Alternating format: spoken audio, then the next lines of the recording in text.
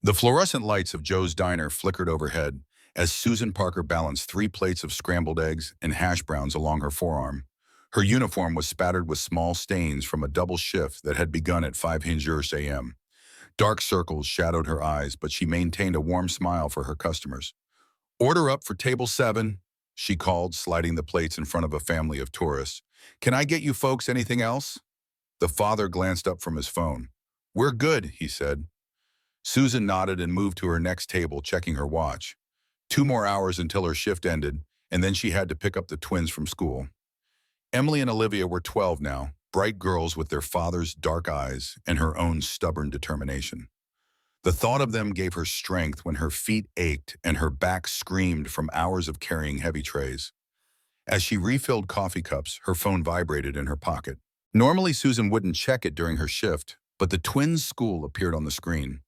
With a quick apology to her table, she stepped away to answer. "Ms. Parker, this is Principal Gaines. I'm calling about Olivia." Susan's heart sank. "Is she all right?" "She's fine physically, but there was an incident with another student. Apparently there were some comments made about your living situation." Olivia responded rather forcefully. Susan closed her eyes. "She hit someone?" "No, but her verbal response was quite colorful. We need you to come in for a meeting." "I'm working a double shift today. Could we—" "Ms. Parker, this is the third incident this month." Susan glanced at her manager, who was already giving her a disapproving look.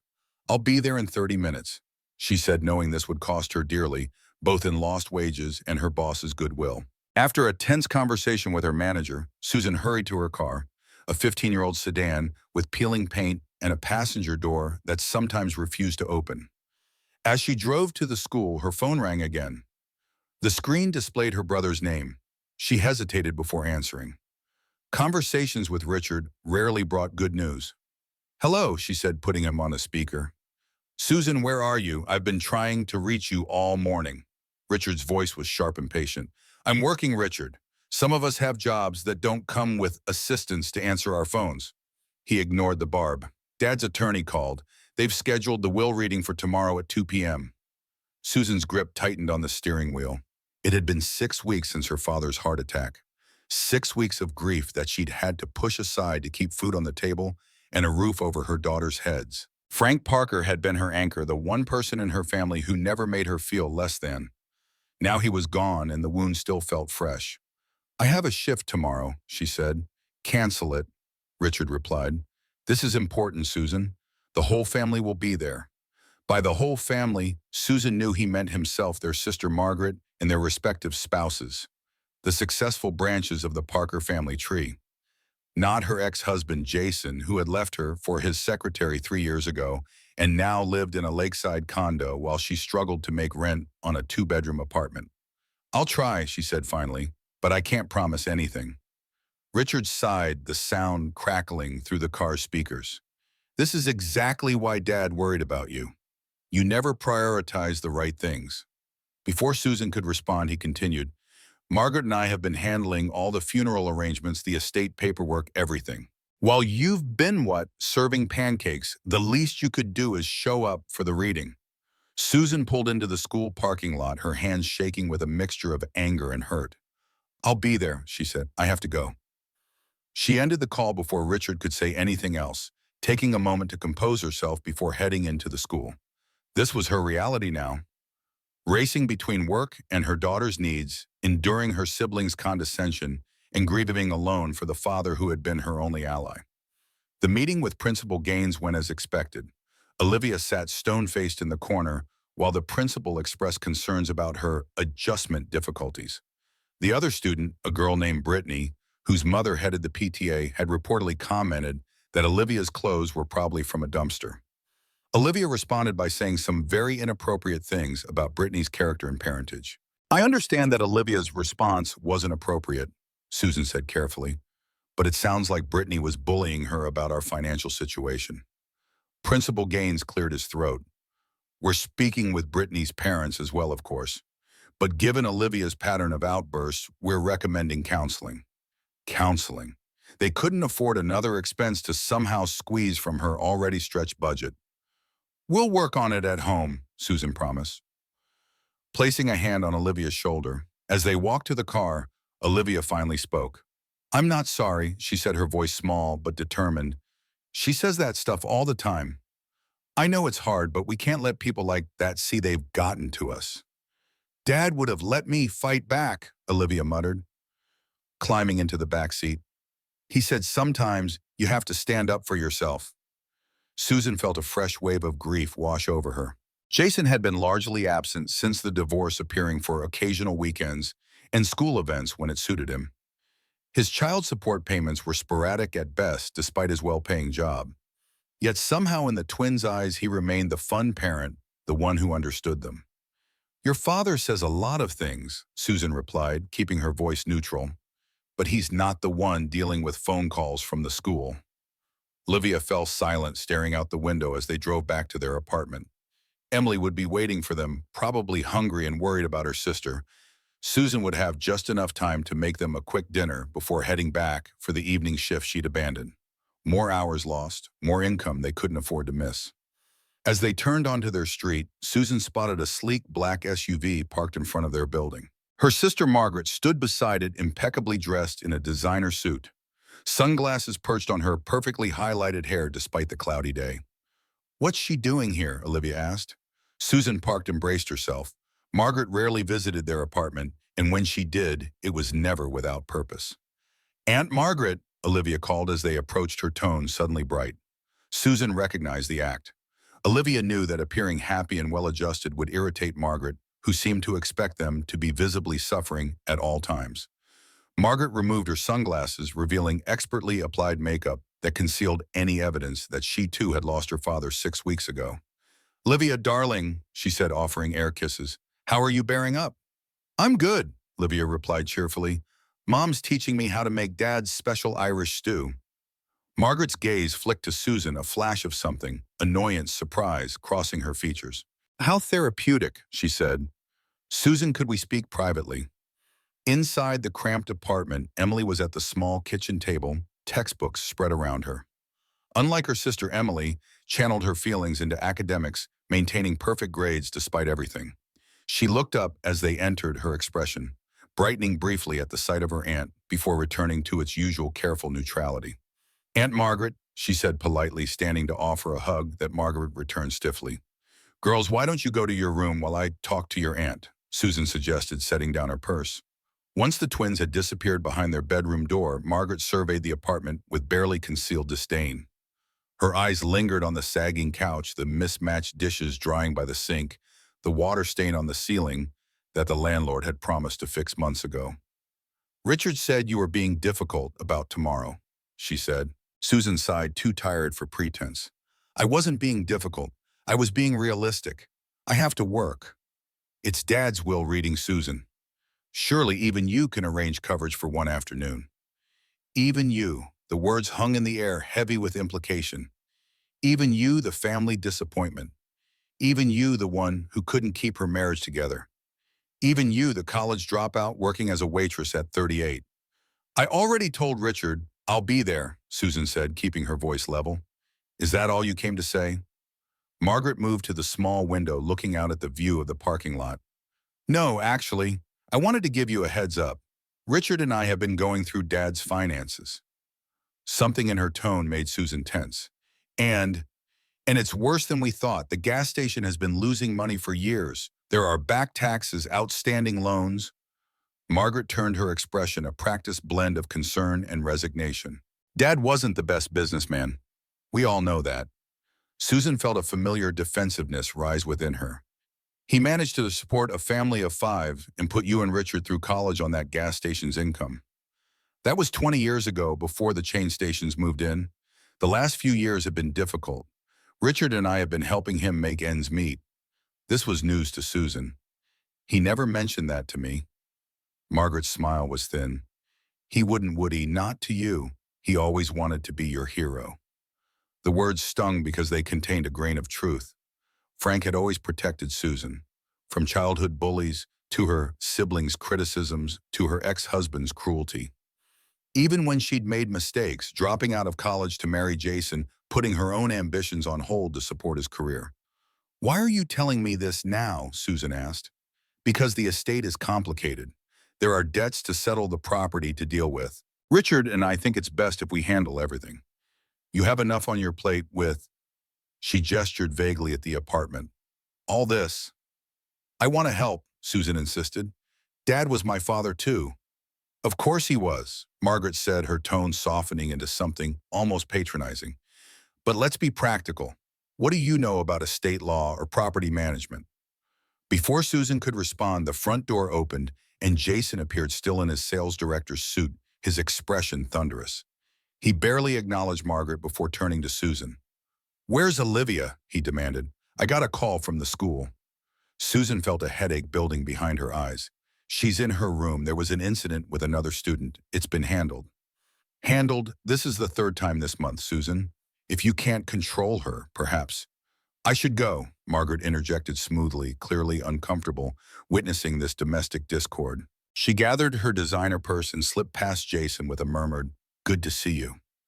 Once Margaret had left, Jason lowered his voice, aware the twins might hear. This is exactly what I was talking about in our last custody discussion. Your living situation, your work hours, the girls need stability. Susan felt her patience snap. What they need is a father who pays his child support on time and doesn't cancel weekends when his new wife makes other plans. Jason's jaw tightened. Catherine and I have a lot of social obligations, and if you'd accepted the promotion they offered you at the insurance office instead of quitting, I quit because they expected me to work 60-hour weeks for barely more than I make now with no flexibility for the girls' schedules. Susan cut him off. Jason had never understood why she couldn't just make it work the way other divorced mothers did. He conveniently forgot that those women often had family support, reliable co-parents or exes who actually paid their court-ordered child support. Jason glanced at his watch. I have a dinner meeting. Tell Olivia I expect better behavior. And Susan, he added, his voice dripping with condescension, try to get it together for the girl's sake. After he left, Susan leaned against the closed door. She should be getting ready for her evening shift, not dealing with family drama. But bills waited for no one, especially single mothers with twins and unreliable child support. The bedroom door cracked open and Emily peered out. Is Dad gone? Susan nodded, attempting a smile. He had a meeting. Come on out, both of you. I need to make you dinner before I go back to work. As she pulled pasta from the cupboard, Olivia emerged, her expression stormy. I heard him. He thinks we should live with him and Catherine. He didn't say that, Susan replied. He doesn't even want us there, Emily said quietly. Catherine calls us the baggage when she thinks we can't hear. Susan paused in filling the pot with water. She what? Olivia nodded. Last time we stayed over, she told her friend on the phone that she was stuck with the baggage for the weekend. That's why I don't want to go there anymore. This was new information and it made Susan's blood boil, but she forced herself to remain calm. I'll talk to your father about it. No, both girls said in unison. He'll just deny it, Emily explained, and then Catherine will be even worse next time. Susan looked at her daughters, these perceptive, resilient girls who were navigating a world much more complicated than any 12-year-old should have to face. They'd lost their grandfather, endured their parents' divorce, and now dealt with school bullies and a stepmother who resented their very existence. What would you like me to do? She asked them. The twins exchanged a look, having one of those silent conversations that never ceased to amaze Susan. Nothing, Olivia said finally. We can handle Catherine. Just don't make us go there more than we have to. Susan nodded slowly. Okay, but promise you will tell me if things get worse. As she cooked dinner, a simple pasta with sauce from a jar, nothing like the elaborate meals her father used to prepare, Susan's mind returned to Margaret's visit and the upcoming reading.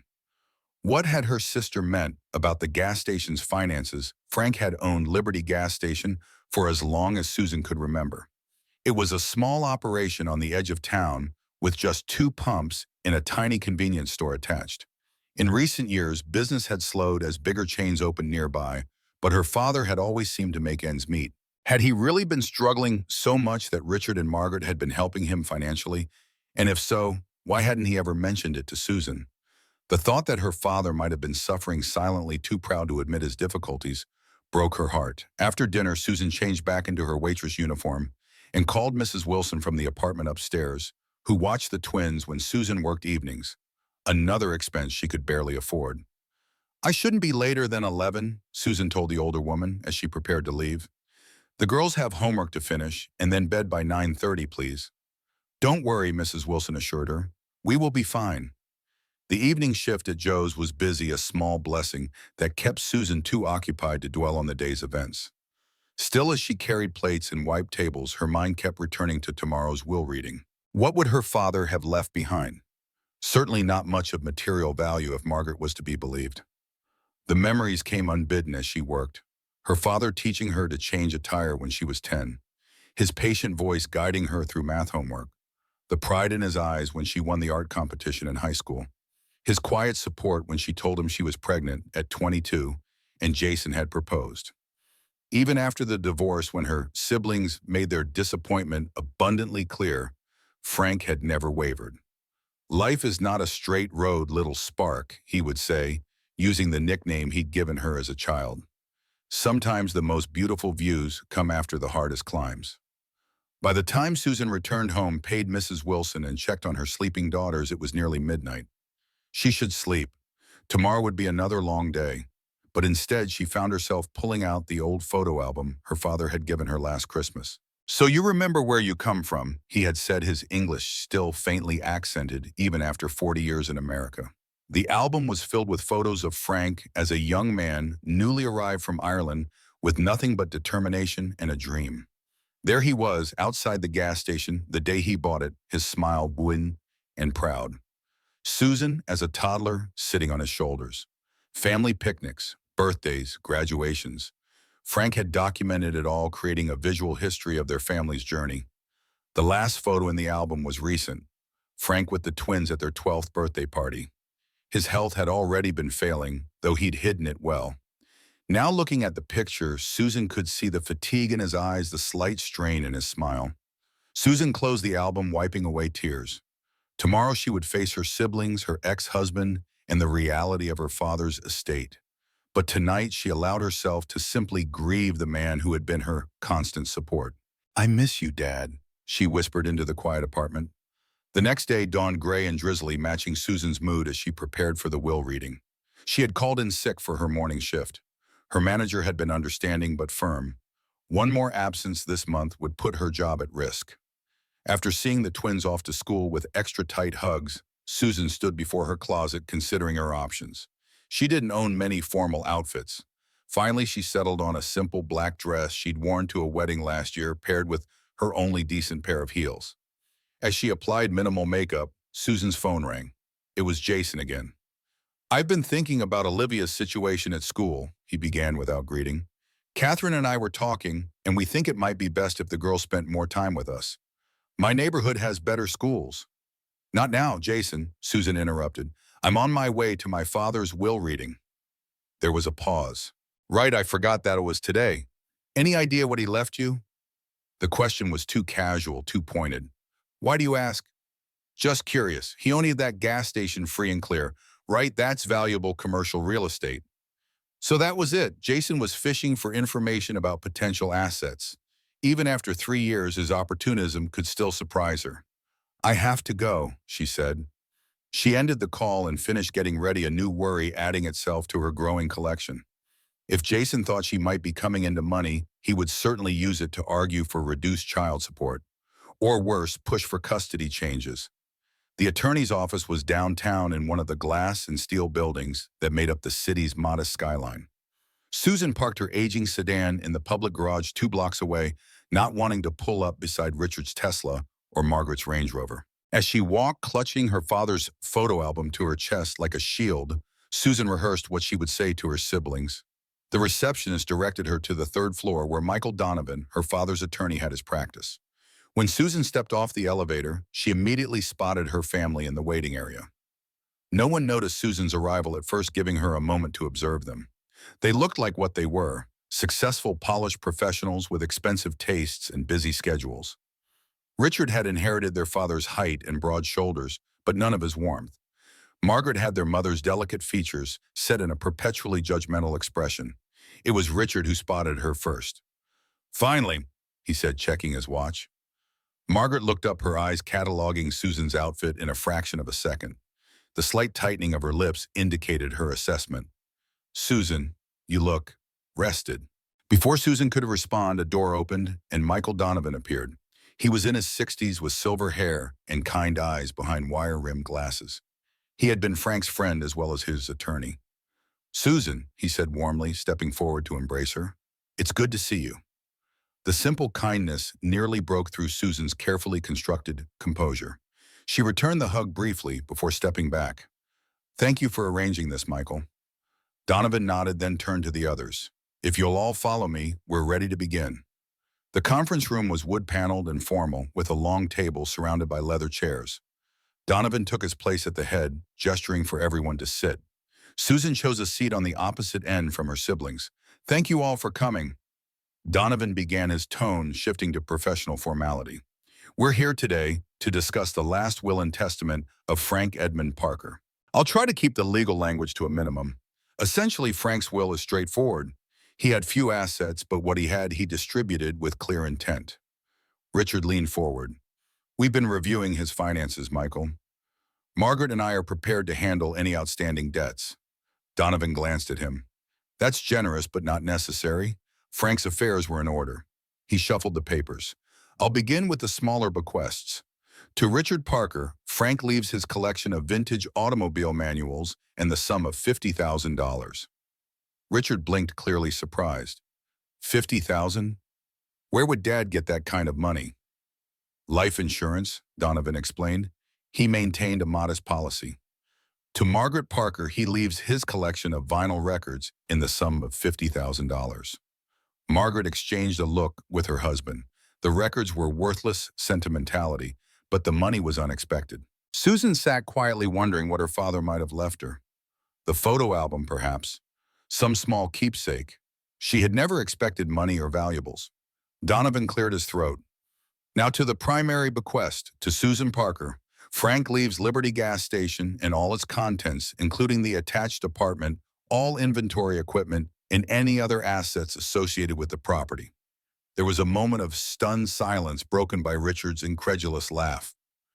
The gas station, Margaret's expression darkened. That property is prime real estate, Michael. It's worth far more than the cash bequest to Richard and me. This is completely imbalanced. Donovan remained calm. Frank was very clear about his wishes. The gas station goes to Susan along with everything inside it. Susan sat frozen, unable to process what she was hearing. The gas station. Her father had left her his business, his livelihood, his home for the past 40 years. This is absurd, Richard continued, his voice rising. Susan knows nothing about running a business. She can barely manage her own finances. Dad must have been confused when he made this will. I assure you he was of sound mind, Donovan replied firmly. The will was updated just 8 months ago, well before his health began to decline. Margaret turned to Susan, her expression a mixture of disbelief and irritation. What did you say to him? How did you convince him to do this? Susan found her voice at last. I didn't say anything. I had no idea.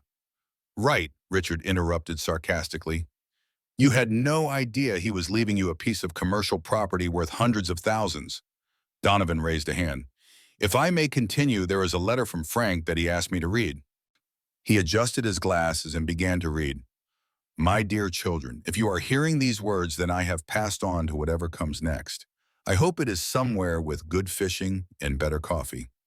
Despite everything, Susan smiled. That sounded exactly like her father. I know my decision regarding Liberty Gas Station may come as a surprise to some of you. Richard, Margaret, you have both built successful lives and careers. You have wealth status and security. You don't need a struggling gas station to add to your portfolios. Susan has faced challenges, a difficult divorce, raising 2 wonderful granddaughters on her own, working multiple jobs to make ends meet. Despite these hardships, she has never lost her kindness, her generosity, or her spirit. The gas station may not seem like much to you. Perhaps you see it as a burden, a failing business in an outdated building. But to me, it represented freedom, opportunity, and the American dream I chased when I came to this country with nothing. It is my legacy, and I choose to entrust it to the child who I believe will honor its significance. Susan Little Spark. I know this responsibility may seem overwhelming, but I have faith in you. Liberty has more to offer than meets the eye. Take your time, explore its possibilities, and remember that sometimes the greatest treasures are hidden in plain sight. Richard and Margaret. I leave you with this thought. True wealth is not measured in dollars or property, but in the lives we touch and the love we share. I am proud of your accomplishments, but I hope you will one day understand that success without compassion is a hollow achievement. With all my love, your father, Frank Parker. When Donovan finished reading, the room fell silent. Susan felt tears streaming down her cheeks, her father's words wrapping around her like an embrace. Richard broke the silence, his voice tight with anger. This is ridiculous. Dad was clearly not thinking straight. The gas station is a failing business that hasn't turned a profit in years. That's not entirely accurate, Donovan said mildly. While revenues have declined, the business remains solvent and the property itself has considerable value, as you noted. Margaret leaned forward. Susan, be reasonable. You can't possibly want to run a gas station. If you sell it to us, you could use the money to get a better apartment, maybe even a small house for you and the girls. Susan looked down at the photo album, at her father's proud face the day he purchased Liberty. This was his dream, his life's work. Could she really just sell it off? I need time to think, she said finally. Richard made a dismissive sound. What's there to think about? That's enough, Richard, Donovan interjected. Frank's wishes were clear. The property belongs to Susan now, and what she chooses to do with it is her decision alone. As the meeting concluded, Susan remained seated, still processing everything while her siblings gathered their belongings. Margaret approached her, lowering her voice. Think about what's best for your daughter, Susan. That place is a money pit. Richard and I will give you $25,000 for it. Susan looked up at her sister. $25,000 for prime commercial real estate. Margaret's smile didn't reach her eyes. We're trying to help you, Susan, to spare you the headache of dealing with a failing business. I'll think about it, Susan replied. After everyone had departed, only Susan and Michael Donovan remained in the conference room. The attorney watched her with sympathetic eyes. Your father loved you very much, Susan. Susan nodded, still overwhelmed. The gas station, it needs work. A lot of work. Yes, Donovan agreed. He was very specific about you receiving all contents of the property. He emphasized that several times when we drafted the will. Susan looked up, curious. What did he mean by that? Donovan smiled. I'm not entirely sure, but knowing Frank, I suspect there's more to Liberty than meets the eye. He reached into his briefcase and removed a small envelope. He also asked me to give you this privately. Susan accepted the envelope with trembling hands. Inside was a single key, old-fashioned, heavy and brass, along with a note. Some doors are hidden in plain sight. Look with your heart, not just your eyes. Love, Dad. Susan stared at the cryptic message, a mixture of confusion and curiosity replacing her earlier shock. Michael, she said slowly, did my father ever mention anything unusual about the gas station? The attorney considered this. Not unusual exactly, but he was very particular about maintaining ownership. He always said Liberty was more than just a business to him. He paused. Susan, whatever you decide to do with the property, don't rush into anything. Susan tucked the key and note into her purse. I'm not selling, she said, surprising herself with the conviction in her voice. At least not yet. I owe it to my father to understand why this place was so important to him. The key from her father's envelope weighed heavily in Susan's pocket as she pulled into Liberty gas station's cracked concrete lot. It had been 2 days since the will reading. 2 days of fielding increasingly aggressive calls from Richard and Margaret, who had raised their offer to $50,000 to put her out of her misery, as Richard had so delicately phrased it. But Susan had remained firm. She needed to understand why her father had left her the station, what he had meant by his cryptic note about hidden doors. And so here she was, early on a Saturday morning, her daughters waiting in the car as she approached the place that was now improbably hers. Liberty gas station had seen better days.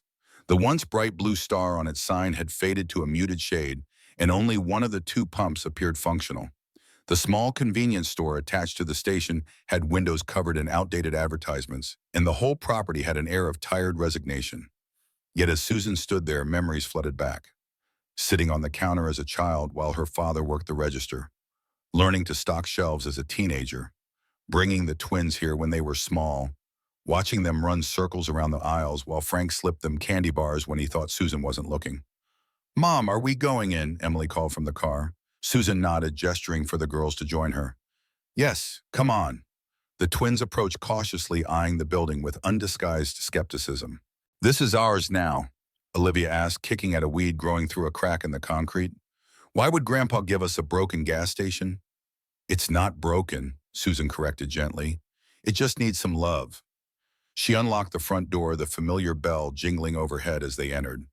The interior was dim with dust motes dancing in the beams of sunlight that managed to penetrate the grime-covered windows. The shelves were sparsely stocked with basic essentials, canned goods, snacks, a few automotive supplies. The refrigerated section hummed loudly, containing a meager selection of drinks and dairy products. "It smells like Grandpa," Emily said suddenly, her voice soft with memory. Susan nodded, tears threatening as she inhaled the distinctive scent. Her father had spent most of his waking hours in this small space building, his modest business. "Let's check out the apartment upstairs," she suggested, moving toward the back of the store where a door marked "Private" led to a staircase. The apartment above the gas station was small but surprisingly well-maintained. A combined living and dining area, a compact kitchen, 2 bedrooms, and a bathroom. The furniture was old but clean, a hand-carved chess set on the coffee table, bookshelves lined with volumes in both English and Irish Gaelic framed photos of the family in younger, happier days. "It's tiny," Olivia observed, peering into one of the bedrooms. "Where would we all sleep?" Susan hesitated. She hadn't actually considered moving in. Their current apartment was cramped, yes, but it was close to the girls' school, to her job at the diner. Yet as she looked around the space, she felt a connection to her father that had been missing these past weeks. "We could make it work," she said slowly. "This could be your room. I could take the smaller bedroom." "What about the gas station part?" Emily asked practically. "Would you run it?" That was the question. Wasn't it? Could she run a business? Should she even try? "I don't know yet," Susan admitted. "First, I want to understand exactly what we've inherited." They returned downstairs to the store area. Susan moved behind the counter, taking in the ancient cash register, the cigarette display, the lottery ticket machine. Everything looked exactly as it had when Frank was alive. "What's through there?" Olivia asked, pointing to another door behind the counter. "That's the office," Susan replied. The office was small, with just enough room for a desk, a filing cabinet, and a small safe in the corner. Papers were stacked neatly on the desk, and a calendar on the wall still showed the month Frank had passed away, as if time had stopped. Susan sat in her father's chair, running her hands over the worn desktop. What had he been trying to tell her with that key and cryptic note? She opened drawers, finding ordinary office supplies, invoices, tax documents. "Mom, look at this," Emily said, examining the bookshelf against the wall. "These aren't all in English or Irish." Susan joined her daughter, inspecting the volumes. Emily was right. There were books in what appeared to be Russian, German, Arabic, Chinese, and several other languages she couldn't immediately identify. "I didn't know Grandpa spoke all these languages," Olivia commented. Neither did Susan. Her father had spoken English and Gaelic, of course, but she'd never heard him speak any other languages. The discovery unsettled her. What else might she not have known about her father? Opening the top drawer of the filing cabinet, Susan found neatly labeled folders, invoices, receipts, insurance, all the expected categories for a small business. But at the back of the drawer was another folder labeled simply correspondence. Inside were letters and postcards from all over the world, written in various languages. Some had her father's name on them, while others were addressed to names she didn't recognize. "This is weird," she murmured, setting the folder aside to examine more thoroughly later. The bottom drawer of the cabinet was locked. Susan tried her office key, but it didn't fit. On a hunch, she removed the brass key from her pocket, the one her father had left her in the envelope. It slid into the lock and turned smoothly. Inside the drawer were several items that made little sense in the context of a gas station: a shortwave radio, a set of what appeared to be encryption keys on a laminated card, several passports in different names, but all with photos resembling her father at various ages, and a leather-bound journal written in a code or cipher she couldn't decipher. "What is all this stuff?" Olivia asked. "I'm not sure, but I think there was more to your grandpa than we knew." Also in the drawer was a small leather pouch. Susan opened it to find foreign currency, euros, pounds, yen, and several other denominations. Quickly calculating in her head, she estimated there was the equivalent of several $1,000s. Why would Grandpa have all this money in different currencies? Emily asked. I don't know, Susan replied. Maybe he was planning a trip, but that didn't explain the multiple passports or the coded journal. Something larger was at play here. The safe in the corner caught her attention next. It was old with a dial combination lock rather than a digital keypad. Susan knelt before it, wondering what combination her father might have used. She tried his birthday, then hers, then the date he had purchased the gas station. None worked. Try our birthday, Emily suggested. Susan rotated the dial, 061110, and felt a satisfying click. Inside were several USB drives, a small handgun, and a stack of photographs. The photos showed her father with various people, many in what appeared to be military or official settings. In one, Frank stood beside a man in uniform with decorations that suggested high rank. In another, he was shaking hands with someone who looked remarkably like a younger version of the current CIA director, though that seemed impossible. Mom, who are these people with Grandpa, Olivia asked. I don't know, Susan admitted. I don't know any of them. What had her father been involved in? The evidence before her suggested something far beyond the life of a simple gas station owner. But before Susan could process these discoveries further, the bell over the store's front door jingled. Setting down the photos, she quickly closed the safe and drawer, tucking the key back into her pocket. Hello, she called, stepping out of the office with the twins behind her. We're not actually open yet. She stopped short at the sight of her brother Richard standing in the store, his expression a mixture of impatience and disdain. Beside him was a middle-aged man in an expensive suit carrying a leather portfolio. There you are, Richard said, as if they had been looking for her for hours instead of walking in unannounced. I've been calling you all morning. Susan glanced at her phone, which she had silenced while exploring. I was busy. What do you want? Richard gestured to his companion. This is Howard Thompson, a developer friend of mine. He's interested in the property. Howard stepped forward, hand extended. Ms. Parker, pleasure to meet you. Susan didn't take his hand. Yes, and I'm not interested in selling. Richard made an exasperated sound. Susan, don't be difficult. Howard is prepared to offer $200,000 for the property. $200,000. The figure made Susan pause. That would solve so many problems. A down payment on a house, college funds for the girl's freedom from the constant financial stress. But the items in that drawer in the safe, what was her father trying to tell her? I need time to consider my options, she said finally. Howard smiled, a practiced expression. Of course, taking over a business is a big responsibility.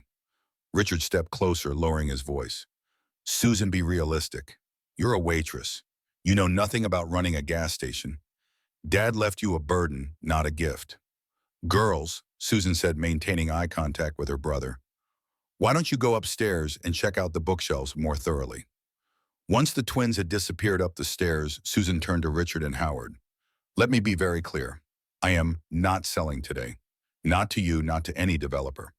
My father left me this station for a reason, and I intend to honor his wishes by at least understanding what I have before making any decisions.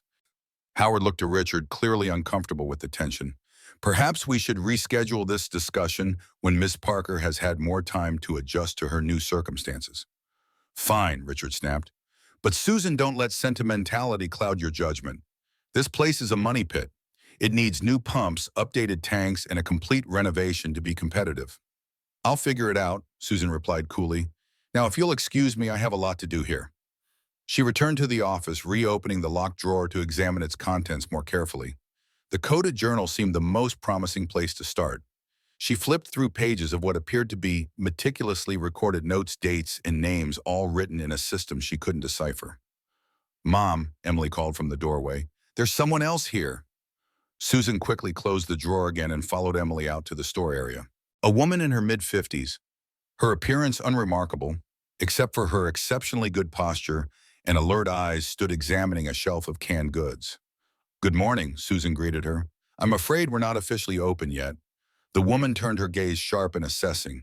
You must be Frank's daughter. Something in her tone made Susan pay closer attention. You knew my father. Well, I was a regular customer, the woman replied. Susan noticed the slight accent in her speech. Eastern European, perhaps Russian. She recalled the books in Cyrillic on her father's shelf. "I'm sorry, but we're still sorting things out," Susan said. The woman nodded. "Of course, it must be a big adjustment."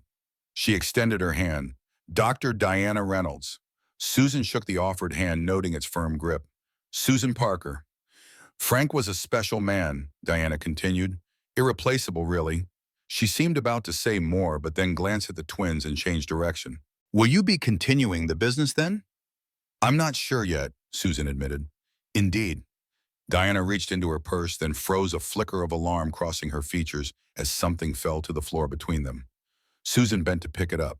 A passport. Not an American passport, but one with Cyrillic lettering.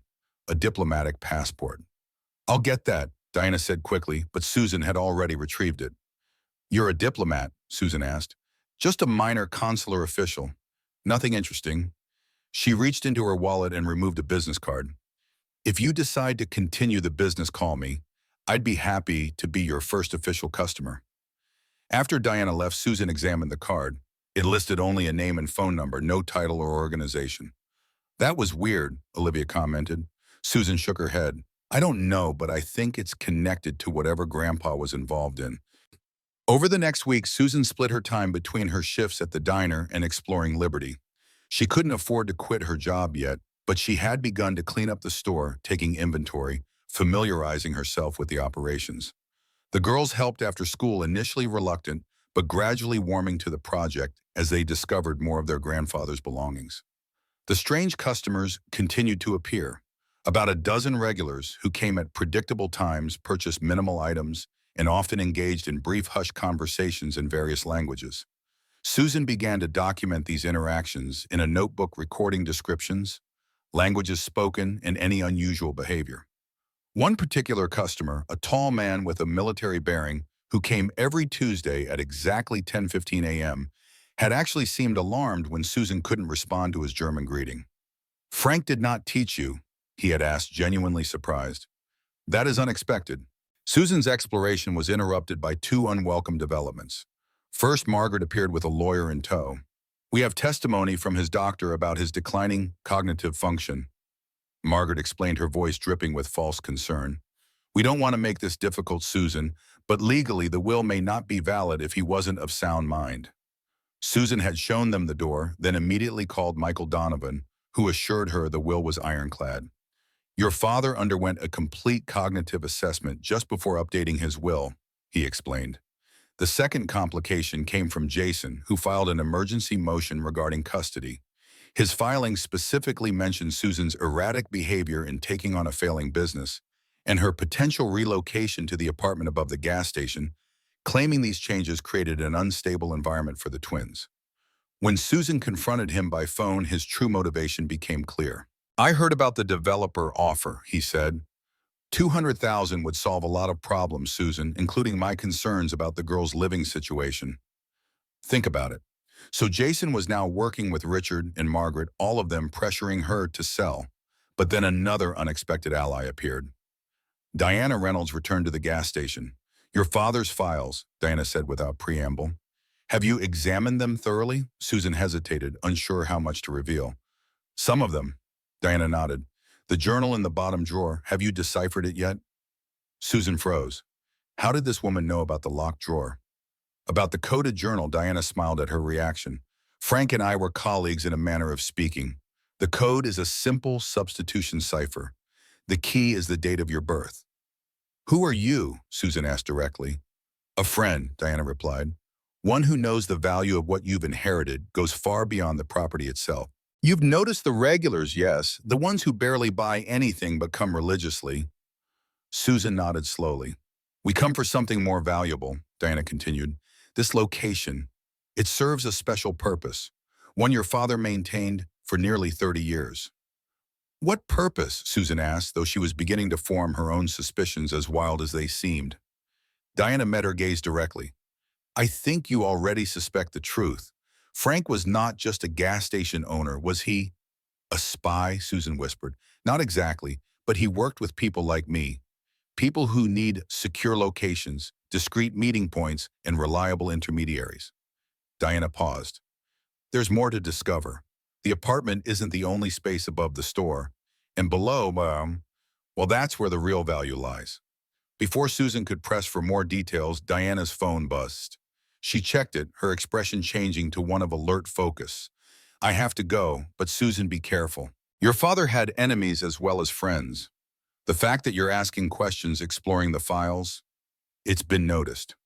Noticed by whom? Susan demanded. Both sides, Diana replied cryptically. Those who valued your father's work and those who opposed it. She headed for the door, then turned back. The key he left you, it doesn't just open the drawer. That night after closing up the station, Susan brought the coded journal home to her apartment.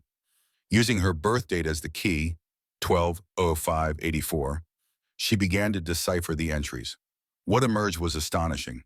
Detailed records of meetings, information exchanges, people moving through the gas station over decades. The journal entries were careful, never explicitly stating the nature of the operation, but Susan could read between the lines. Her father, her simple, hard-working immigrant father, had been running some kind of intelligence operation from his humble gas station.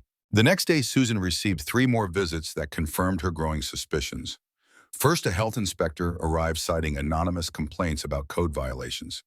He seemed determined to find problems, scrutinizing every corner of the store until he finally issued citations for minor issues that Susan suspected had never bothered him during her father's tenure. Next came a notification that the scheduled gasoline delivery had been canceled due to payment issues, despite the account being in good standing according to the records Susan had reviewed. Finally, she arrived one morning to find graffiti spray painted across the front of the store, crude symbols and the word leave. But Susan Parker was her father's daughter, and if Frank had taught her anything, it was that sometimes you had to stand your ground, especially when others tried to push you aside. That evening, after sending the twins to stay with Mrs. Wilson, Susan returned to the gas station alone. Diana's words echoed in her mind. The key he left you, it doesn't just open the drawer. What else might it open? Susan moved methodically through the store and apartment, trying the key in every lock she could find. None worked. In the office, she examined the walls carefully, looking for any irregularities. Behind the filing cabinet, she noticed a slight discoloration in the paneling. Pushing the heavy cabinet aside, she revealed what appeared to be a seam in the wall. Susan pressed against various points until she heard a faint click. A small section of the panel slid aside, revealing a keyhole. With trembling hands, she inserted her father's brass key. The wall seemed to shudder, then silently swung inward, revealing a hidden passage behind the office. Susan grabbed a flashlight and stepped through. She found herself in a narrow corridor that led to a small room containing what appeared to be a service elevator. Old but well-maintained. Beside it was a numeric keypad. Susan thought about possible codes. Following Diana's advice about the journal, she tried her birth date again, 12/05/84. The keypad flashed red. What other date would be significant to her father? She tried his own birthday, the twins' birthday, the date he purchased the gas station. None worked. Then she remembered the numbers on the safe, 06/11/10. She had assumed it was the twins' birthday, June 11th, 2010. But what if it was something else? A date in European format. Perhaps she tried 06/11/10 on the keypad. The light flashed green and the elevator door slid open. Susan stepped inside. There were only 3 buttons, G for ground, B for basement, and another marked simply with the number 3. She pressed B first. The elevator descended smoothly, the sensation suggesting it was traveling farther than just one floor. When the doors opened, Susan found herself in a space that defied all her expectations. Before her was a fully equipped communication center, computer workstations, satellite equipment, radio systems, and walls of filing cabinets. One wall was covered with maps marked with pins and notations, another displayed photographs. Some of her father with various officials, others of people she didn't recognize. In the center of the room was a large table with what appeared to be secure phone lines. Susan moved to one of the computer workstations and pressed the power button. To her surprise, it hummed to life, requesting a password. Again, she tried her own birth date, and again she was denied access. A framed photograph on the desk caught her attention. Her father standing before Liberty gas station on its opening day, the date printed below the image, 05/17/78. She tried those numbers and the computer unlocked. The screen filled with files, documents, and what appeared to be a database of names and locations.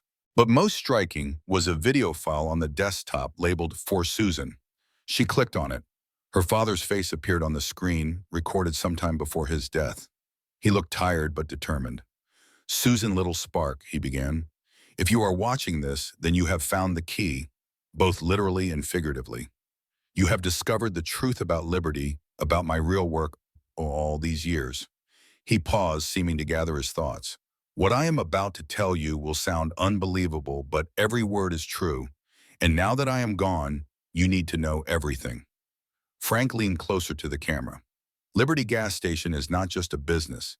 It is a CIA safe house and communication center established in 1978 when I first came to this country. I was not just an immigrant. I was an intelligence asset recruited for my language skills and connections to help America during a critical time in the Cold War. Susan gasped.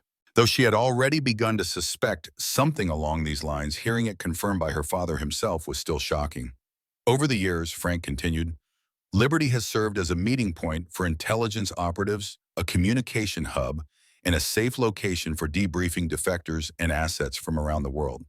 Those regular customers, you have surely noticed by now, are active and retired intelligence personnel who still use the station as a secure meeting point. I speak 9 languages, Susan. I was a code specialist in Ireland before coming here. The United States government gave me this opportunity to serve my adopted country while building a life for my family. The gas station business was real but secondary to my primary mission. Susan sat back, trying to process this revelation. Her father, the quiet, humble man who had taught her to change a tire and helped her with homework, had been a CIA operative all along. "Now about your inheritance," Frank continued. "The gas station property itself is valuable, yes, but the real inheritance is much larger. Over my 30 years of service, I was well compensated, though I kept this hidden from everyone, even your mother. There is approximately $15 million in offshore accounts accessible through the files on this computer. Additionally, I acquired properties, safe houses, in 12 different countries worth approximately $25 million. There is also a collection of gold and artifacts gifts from grateful governments stored in a secure location worth around $15 million. Finally, the CIA established a trust fund for my outstanding service containing $10 million. Susan felt the room spin around her. $65 million.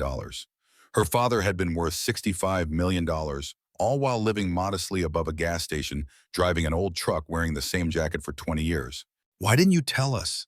she whispered to the screen. Frank continued, "You may wonder why I live so simply, why I never told you about this wealth. The answer is twofold: security and values. My work required absolute discretion. Living lavishly would have drawn attention. But more importantly, I wanted you and your siblings to develop character, to understand the value of hard work in service to others." His expression grew sad. "Richard and Margaret chose different paths. They pursued wealth and status above all else. You, Susan, despite your struggles, or perhaps because of them, developed the qualities I value most: compassion, resilience, integrity. That is why I've left Liberty and everything associated with it to you. You will use this inheritance wisely for good purposes, not just for comfort or status." He leaned back, his expression solemn. "There is one more thing you should know.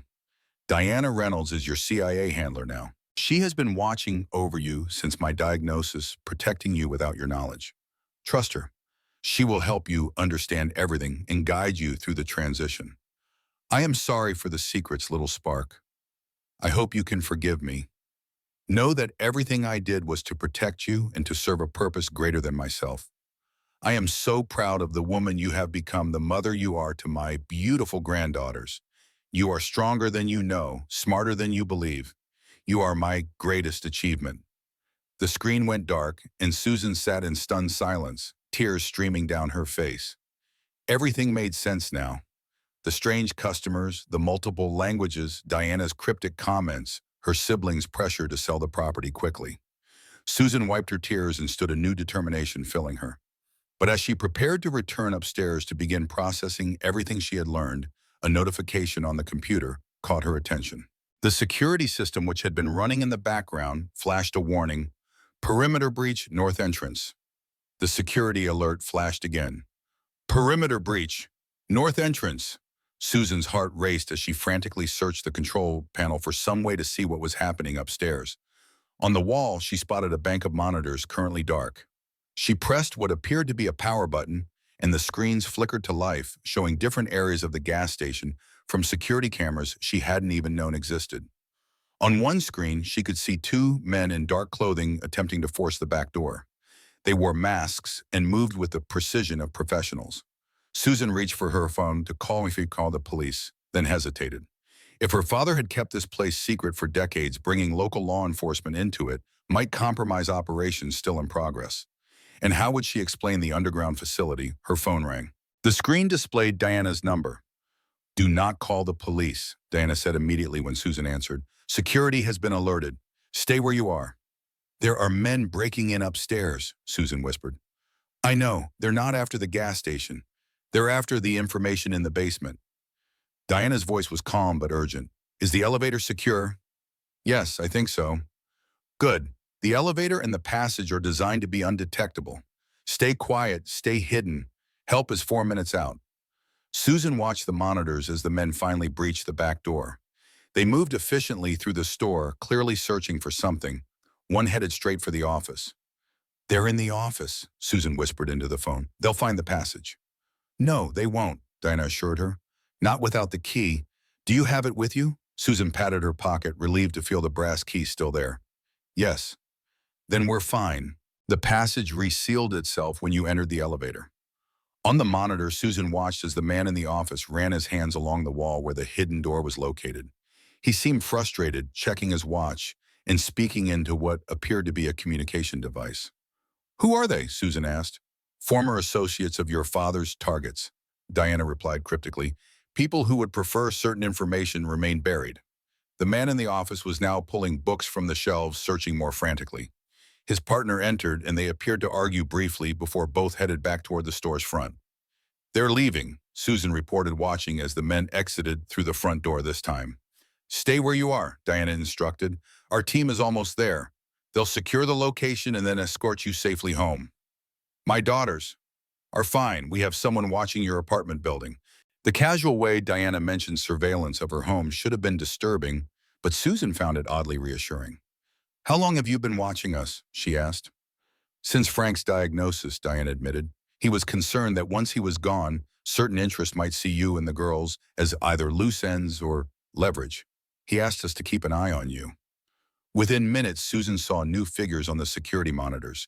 3 men and a woman moving with the same professional precision as the intruders, but clearly performing a security sweep rather than a search. One spoke into a communication device, and shortly after the elevator began to ascend. When the doors opened, Susan found herself face to face with a tall, distinguished-looking man in his 60s, with salt and pepper hair and alert eyes. He wasn't what she had expected from a CIA operative, looking more like a college professor than a spy. "Ms. Parker," he said, extending his hand. "I'm William Harrison. I worked with your father for 30 years. Susan shook his hand. "Those men, who were they? What did they want?" Harrison sighed. "Let's get you somewhere secure first, then we'll explain everything." "What about my car?" Susan asked. "One of our people will drive it back to your apartment," Harrison assured her. "For now, you'll ride with me." "My father, was he really worth $65 million? Harrison nodded. "Frank was one of our most valuable assets. His cover as a humble immigrant running a gas station was perfect. No one looked twice at him, but he was instrumental in dozens of critical operations over 3 decades. The compensation reflected his value to national security. And no one in my family knew, not even my mother." "Your mother knew some of it," Harrison admitted. "Not the extent of his wealth, but she understood his real work." After she passed, Frank became even more committed to his cover identity. They arrived at what appeared to be an ordinary office building on the outskirts of town. Inside, however, was a secure facility with communications equipment similar to what Susan had seen beneath the gas station. Diana was waiting for them now, dressed in professional attire that suggested her role was more official than she had previously indicated. "Susan," she greeted, "I owe you an apology for the half-truths. Security protocols required discretion until we could confirm you had accessed your father's video." "Who were those men?" Susan repeated. "They work for an organization that your father helped dismantle in the early 2000s. a network involved in weapons trafficking and intelligence sales. Several of their key members were identified and captured thanks to operations run through Liberty. They believe the station contains evidence that could implicate others who escape prosecution, Diana added. They're not wrong. Your father kept meticulous records. Susan sank into a chair, overwhelmed. And now they're after me because I inherited the station. Yes and no, Harrison said carefully. They were watching the station even before Frank passed away, but your refusal to sell and your obvious interest in exploring the property thoroughly escalated their concerns. They need to know what you know. Which is why we need to move quickly, Diana interjected. The inheritance your father left you is legitimate and documented, but accessing it safely requires following specific protocols. She slid a tablet across the table to Susan. On it was a document titled Succession Plan Liberty Operations. Your father prepared for this eventuality, Diana explained. He created a detailed plan for transferring assets, securing information, and protecting you and the girls. But you have decisions to make about how involved you want to be going forward. Susan looked up sharply. What do you mean? Harrison leaned forward. Liberty serves an ongoing function in our intelligence network. Ideally, we would maintain that function, but that depends on you. Frank believed you could handle the truth, could even continue some aspects of his work. But he also provided alternatives if that's not what you want. We would relocate the operation, Diana said. The property could be sold. It does have significant commercial value, as your siblings have pointed out. But the underground facility would be decommissioned and sealed first. And if I choose to stay involved, Harrison smiled slightly, then you would receive training support and compensation just as your father did. Liberty would continue its function and you would become its new operator, maintaining the cover of the gas station while facilitating the more important work below. I need time, Susan said finally. I need to think about what's best for my daughters. Of course, Diana nodded. But we should move quickly on securing your assets. Those men tonight weren't the only ones interested in what Frank left behind. Your siblings have also been making inquiries, hiring private investigators, consulting with financial forensic experts. What do you suggest I do first? Susan asked. Harrison opened a laptop. We should secure the financial assets immediately. The accounts require biometric verification. Frank set them up to transfer to you upon his death, but you need to complete the authentication process. For the next hour, Susan followed their guidance, providing fingerprints, retinal scans, and voice recognition to secure access to her father's hidden fortune. With each step, the reality of her inheritance became more concrete. Account balances appeared on screen, tens of millions of dollars in various currencies, investments, and holdings. All of this is really mine now, she asked, staring at numbers that seemed unreal. Yes, Diana confirmed, though much of it is in structures designed to remain discreet. By the time they finished the initial security procedures, it was nearly dawn. Susan felt exhausted but also strangely energized. We should get you home, Harrison said. Your daughters will be waking up soon. As they prepared to leave, Diana handed Susan a secure phone. Use this to contact us. One more question, Susan said. My siblings and my ex-husband, how much danger have I put them in by not selling the station immediately? Harrison's expression grew serious.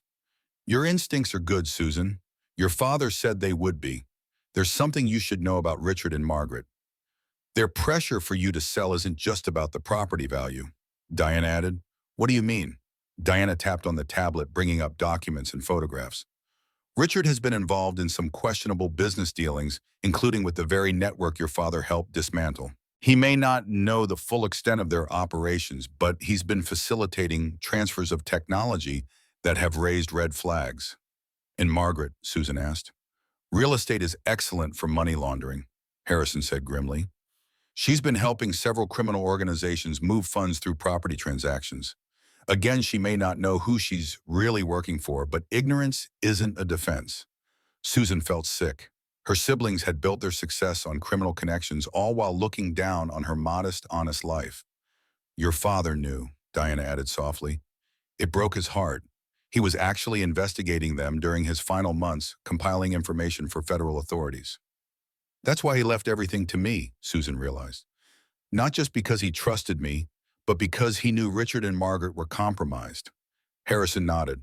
Frank believed you were the only one who would use the inheritance ethically, and he hoped that by leaving everything to you, he might force Richard and Margaret to face consequences before they went any deeper into criminal territory.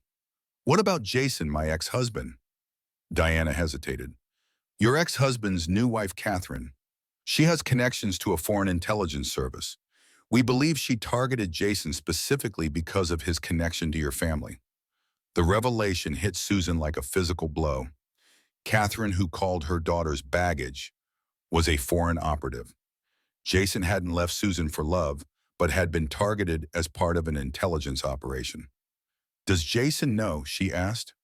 We don't believe so, Harrison replied. So my whole family, none of us knew who my father really was, and all of us were being used or manipulated in some way. Your father protected you as best he could, Diana said gently, and now we're trying to do the same. But you need to be careful. The people who came tonight will try again, and your siblings may become desperate once they realize you've discovered the truth about the inheritance. When she arrived home, Mrs. Wilson reported that the twins had slept peacefully. Susan thanked her and sent her home. By the time Emily and Olivia woke up, Susan had made her decision. She would accept her father's legacy, all of it. She would protect his work and use the resources he had left her to secure a future for her daughters. But she would do it her way with transparency and integrity. Mom, you're home early, Emily observed, finding Susan at the table. Did something happen? Susan smiled at her daughter. Yes, something happened, something big, and I think it's time I tell you both the truth about your grandfather's gas station. As the girls listened wide-eyed to a carefully edited version of the truth, Susan felt a weight lifting from her shoulders. Her father had carried his secrets alone for decades. She wouldn't make the same choice. She would share what she could with those she trusted, creating a circle of support rather than isolation. So we're rich now, Olivia Martin asked when Susan had finished explaining. We have resources, Susan corrected gently, and we'll use them wisely the way Grandpa would have wanted, not to show off or to stop working hard, but to create security and to help others. What about Uncle Richard and Aunt Margaret? Emily asked. And Dad, will you tell them too? Susan hesitated. That's more complicated. There are things about your uncle and aunt that I'm still processing, and your father, well, I need to be careful about how much I share with him right now. Because of Catherine, Olivia asked. Yes, partly because of Catherine. I have reasons to believe she's not who she pretends to be. We could have told you that, Olivia muttered. Despite everything, Susan laughed. Her daughters had seen through Catherine's facade long before she had the intelligence reports to confirm it. So what happens now? Emily's asked. Are we moving to the gas station apartment? Added Olivia. I think we should, Susan said finally, at least for now. It needs some fixing up, but it would be a fresh start, and it would honor Grandpa's memory to keep liberty in the family. The twins seemed surprisingly receptive to the idea. Could we paint our room? Olivia asked. Absolutely, Susan agreed. We'll make it our own. As they discussed colors and furniture arrangements, Susan's secure phone buzzed with a text from Diana. Meeting at 2 p.m. Critical information about your siblings' activities. Car will pick you up. 2 weeks after discovering the truth about Liberty Gas Station, Susan stood behind the counter watching as the usual morning customers trickled in. Now that she knew who they really were, intelligence operatives, assets, foreign contacts, their behavior made perfect sense. The minimal purchases, the coded conversations, the multiple languages, all part of an elaborate but effective cover for the real business conducted through the station. Susan had spent these weeks in intensive training with Diana and Harrison, learning the protocols and systems her father had managed for decades. She had also begun the process of renovating the station and apartment, using a small portion of her inheritance to update the facilities. The twins had adapted to their new home with surprising enthusiasm. The apartment above the station, once cleaned and personalized, had turned out to be more spacious than their previous rental. Emily and Olivia had painted their room in bright colors and arranged their belongings with the care of children who finally felt settled. They attended the same school with Susan, driving them each morning before opening the station. On the surface, they appeared to be a normal family, running a modest business. Below the surface, Susan was managing an international intelligence operation while navigating the legal complexities of her extraordinary inheritance. Good morning, Miss Parker, said a distinguished-looking man in his 70s, placing a newspaper and coffee on the counter. Susan recognized him now as a retired CIA station chief who still consulted on certain operations. "Good morning, Mr. Jenkins," she replied, ringing up his purchases. "The usual today?" He nodded, then lowered his voice. "Harrison mentioned there might be a package for me." Susan reached beneath the counter for a sealed envelope that had been delivered the previous day through secure channels. "Just came in," she confirmed. This was how it worked. Ordinary transactions concealing extraordinary information transfers. Susan had quickly learned the rhythm of it, the subtle signs and codes that distinguish regular customers from intelligence contacts. The bell over the door jingled and Susan looked up to see Richard entering the store. "You're actually running this place?" he asked, his tone somewhere between incredulous and contemptuous. "Good morning to you too, Richard," Susan replied evenly. "Yes, the girls and I have moved in upstairs and I'm managing the station now." "This is ridiculous, Susan. You're playing at being a businesswoman." "I'm honoring Dad's wishes," she corrected. "And so far it's going well. What brings you here today?" Richard approached the counter, lowering his voice. "Margaret and I have been patient, but this has gone on long enough. Our final offer is $300,000 for the property. That's far above market value, especially considering the back taxes Dad owed." "There are no back taxes," Susan said calmly. "Dad's finances were in perfect order. I've reviewed everything with his accountant." "That's not what our investigators found. The property has liens against it, Susan. You're inheriting debt, not assets." "Your investigators are mistaken," Susan replied. "But I appreciate your concern." Before Richard could respond, the door opened again, and Diana entered, now dressed in her role as a regular customer. "Good morning," she said pleasantly, nodding to Susan and giving Richard an assessing look. "Am I interrupting?" "Not at all," Susan assured her.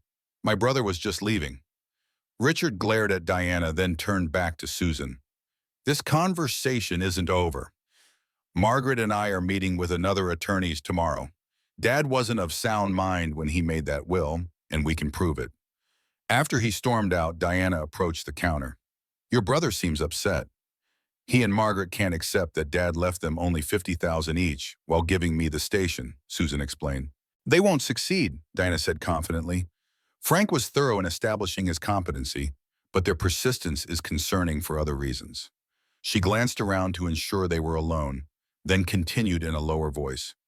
"The FBI has been building cases against both of them based on the evidence your father compiled. Richard's dealings with restricted technology exports and Margaret's real estate transactions with known criminal entities. They're close to making arrests, but wanted to be certain you were secure first." "When?" Susan asked simply.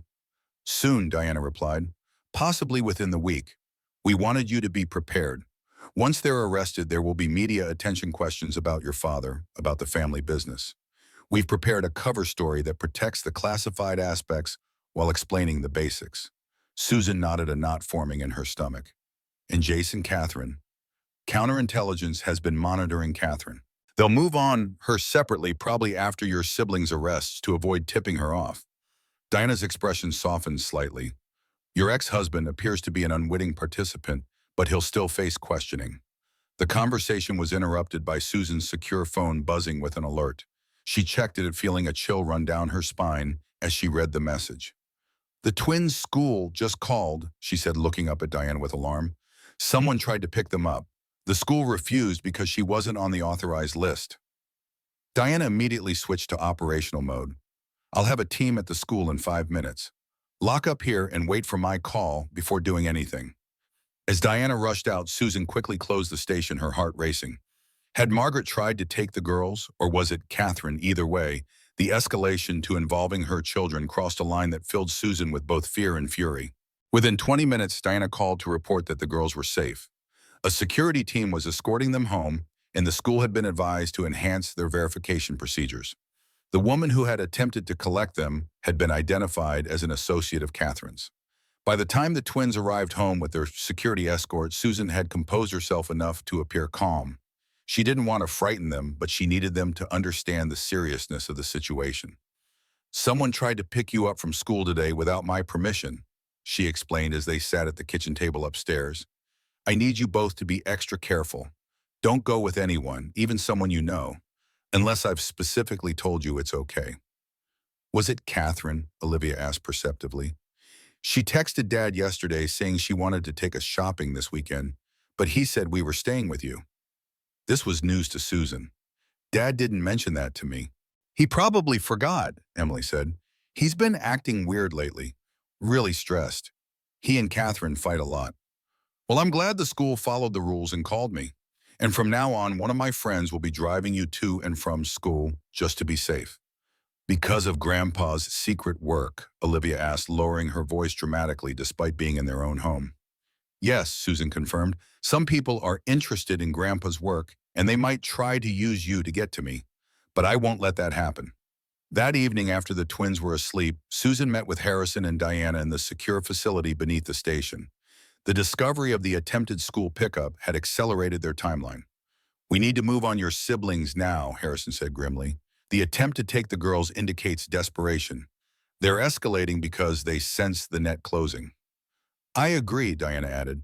And there's something else. Our surveillance picked up a meeting between Richard and one of the men who broke in here 2 weeks ago. They're collaborating now, which puts you in even greater danger. What exactly will happen? Susan asked. The FBI will arrest Richard and Margaret simultaneously tomorrow morning, Harrison explained. The charges will be made public by afternoon. Simultaneously, a separate team will detain Catherine for questioning regarding her intelligence activities. And the men who broke in, the ones working with Richard now, we have a team tracking them, Diana assured her. Once your siblings are in custody, we'll move on their associates as well. Susan nodded slowly. What do you need from me? Stay here with the girls, Harrison advised. We'll have security in place. Once the arrests are made, there will likely be media interest. We've prepared a statement for you, expressing shock at your siblings' activities, cooperating with authorities, that sort of thing. And what about Liberty, the underground facility? How do we explain that if reporters start digging? The official story is that your father was a confidential informant for federal law enforcement, Diana explained. It explains his hidden wealth as reward money for information leading to major cases without revealing the CIA connection or the ongoing intelligence function of the station. Is there no other way? Susan asked quietly. Harrison's expression was sympathetic but firm. Your father struggled with the same question, Susan. He delayed providing the evidence to authorities for months, hoping Richard and Margaret would change course.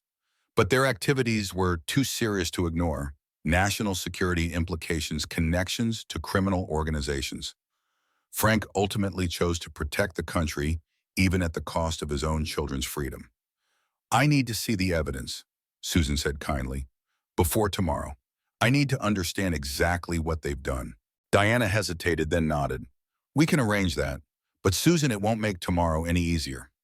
Throughout the night, Susan reviewed the files her father had compiled on his own children. The evidence was meticulous and damning.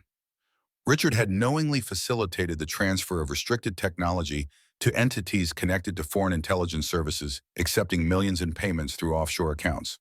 Margaret had helped launder over $100 million for drug cartels through her real estate business, taking a percentage of each transaction. By morning, Susan had come to terms with what needed to happen. When Harrison called to confirm that the arrests were underway, she felt a strange calm. This was the culmination of her father's final mission. Not just securing his legitimate assets for Susan, but ensuring that justice would be served even within his own family. The media explosion came faster than expected. By noon, local and national news outlets were reporting the arrests of prominent business leaders Richard and Margaret Parker on charges of technology export violations and money laundering. Their connections to international criminal organizations were highlighted, along with the shocking revelation that the investigation had been initiated by evidence from their own father. Susan kept the twins home from school knowing they would face uncomfortable questions and possibly hostility from classmates whose parents worked for Richard or Margaret. Did Grandpa know what they were doing? Emily asked, her voice small as she watched footage of Margaret being escorted into the federal courthouse. Yes, Susan admitted. He discovered it during his last year. Is that why he left everything to you instead of them? Olivia wondered. Susan nodded. He knew I would use the inheritance responsibly, and he wanted to protect the work he had done at Liberty. The most difficult call came from Jason that afternoon. He sounded shaken, desperate. Susan, have you seen the news? They've arrested Catherine. They're saying she's some kind of foreign agent, and they've been questioning me for hours about my connections to Richard and Margaret. Are you under arrest? No, Susan replied calmly.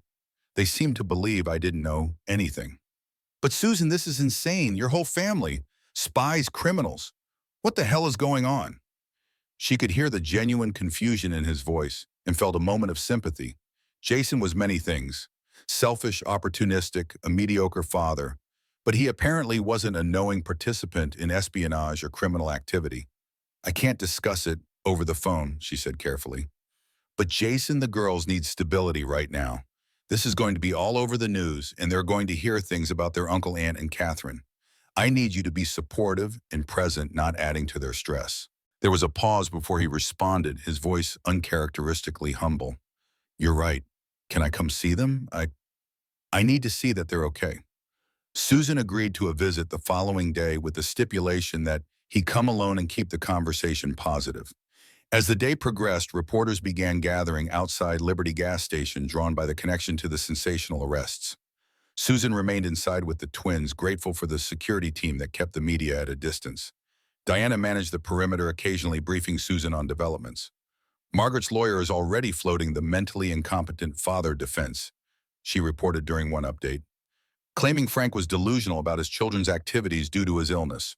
It won't work, the evidence is too solid, but they'll try to drag his name through the mud. And Richard, Susan asked, attempting to cut a deal offering information on his contacts in exchange for leniency. Typical Richard, looking out for himself first.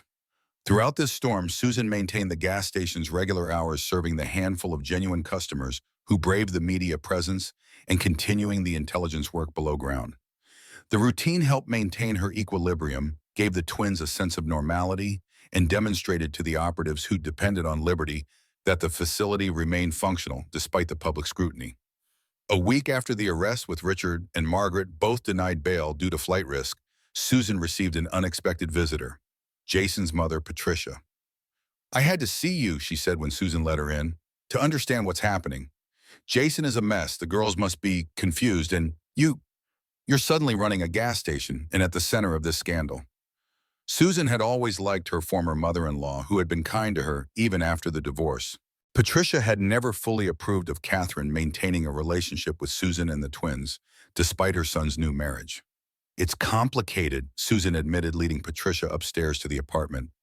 They get that from you, Patricia observed, watching as the twins did their homework at the kitchen table. Susan, I need to ask, did you know? Susan considered how much to reveal. Patricia was trustworthy and she deserved some explanation. I only discovered the truth recently, she said carefully. After Dad left me the station, I found evidence he had collected, realized what was happening, and contacted authorities. I had no idea about Catherine until they told me she was under investigation. All these years, I thought Frank was just a simple gas station owner. Then Jason calls me babbling about spies and millions of dollars and evidence hidden in secret rooms. It sounds like a movie plot. Parts of it are, Susan acknowledged with a small smile. Dad was not who we thought he was. He worked with federal agencies, provided important information. The gas station was his cover, and he was compensated well for his service. And now it's yours, Patricia noted. All of it. The station, the money, the responsibility. She reached across the table to take Susan's hand. I always told Jason he was a fool to leave you. You were always the strong one, the one with integrity. Frank saw that too, didn't he? Susan felt tears threaten at this unexpected validation. Thank you for saying that. It's been overwhelming. I can imagine, Patricia squeezed her hand. How can I help with the girls with anything? Just being here helps. The girls need their family around them, especially now. Their whole world has been turned upside down. Patricia promised to visit regularly to provide whatever support she could. As she was leaving, she turned back with one more observation. You know, seeing you here in Frank's place, it fits. You have his quiet strength, his dignity. The station is in good hands. The following day brought another development. Michael Donovan called to inform Susan that Margaret's attorney had officially withdrawn their challenge to Frank's will. With the criminal charges pending, they've decided to stop fighting the inheritance, he explained.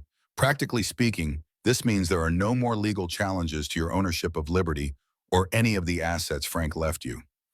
It was a small victory amid the larger chaos, but significant nonetheless. Susan's position was now legally secure, even as her siblings faced years in federal prison. That evening, Susan held a family meeting with the twins. They sat in the small living room above the station, the space now decorated with their belongings, family photos. Things have been crazy these past weeks, Susan began.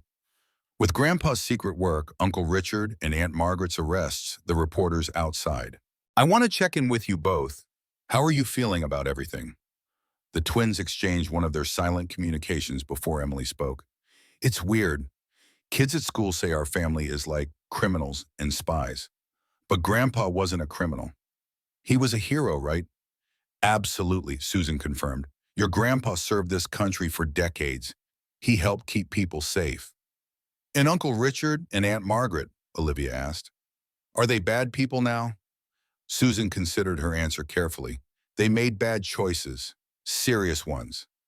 I believe they started with small compromises that led to bigger ones until they were involved in things they shouldn't have been. But that doesn't mean they don't love you or that you can't still care about them. Will they go to jail for a long time? Emily's practical nature always led her to the concrete questions. Probably, Susan admitted. The charges are very serious, but you can write to them, maybe visit sometimes if they want that. They're still family. Olivia, always more emotional than her twin, had tears in her eyes. Everything's different now. Dad's sad all the time when we see him.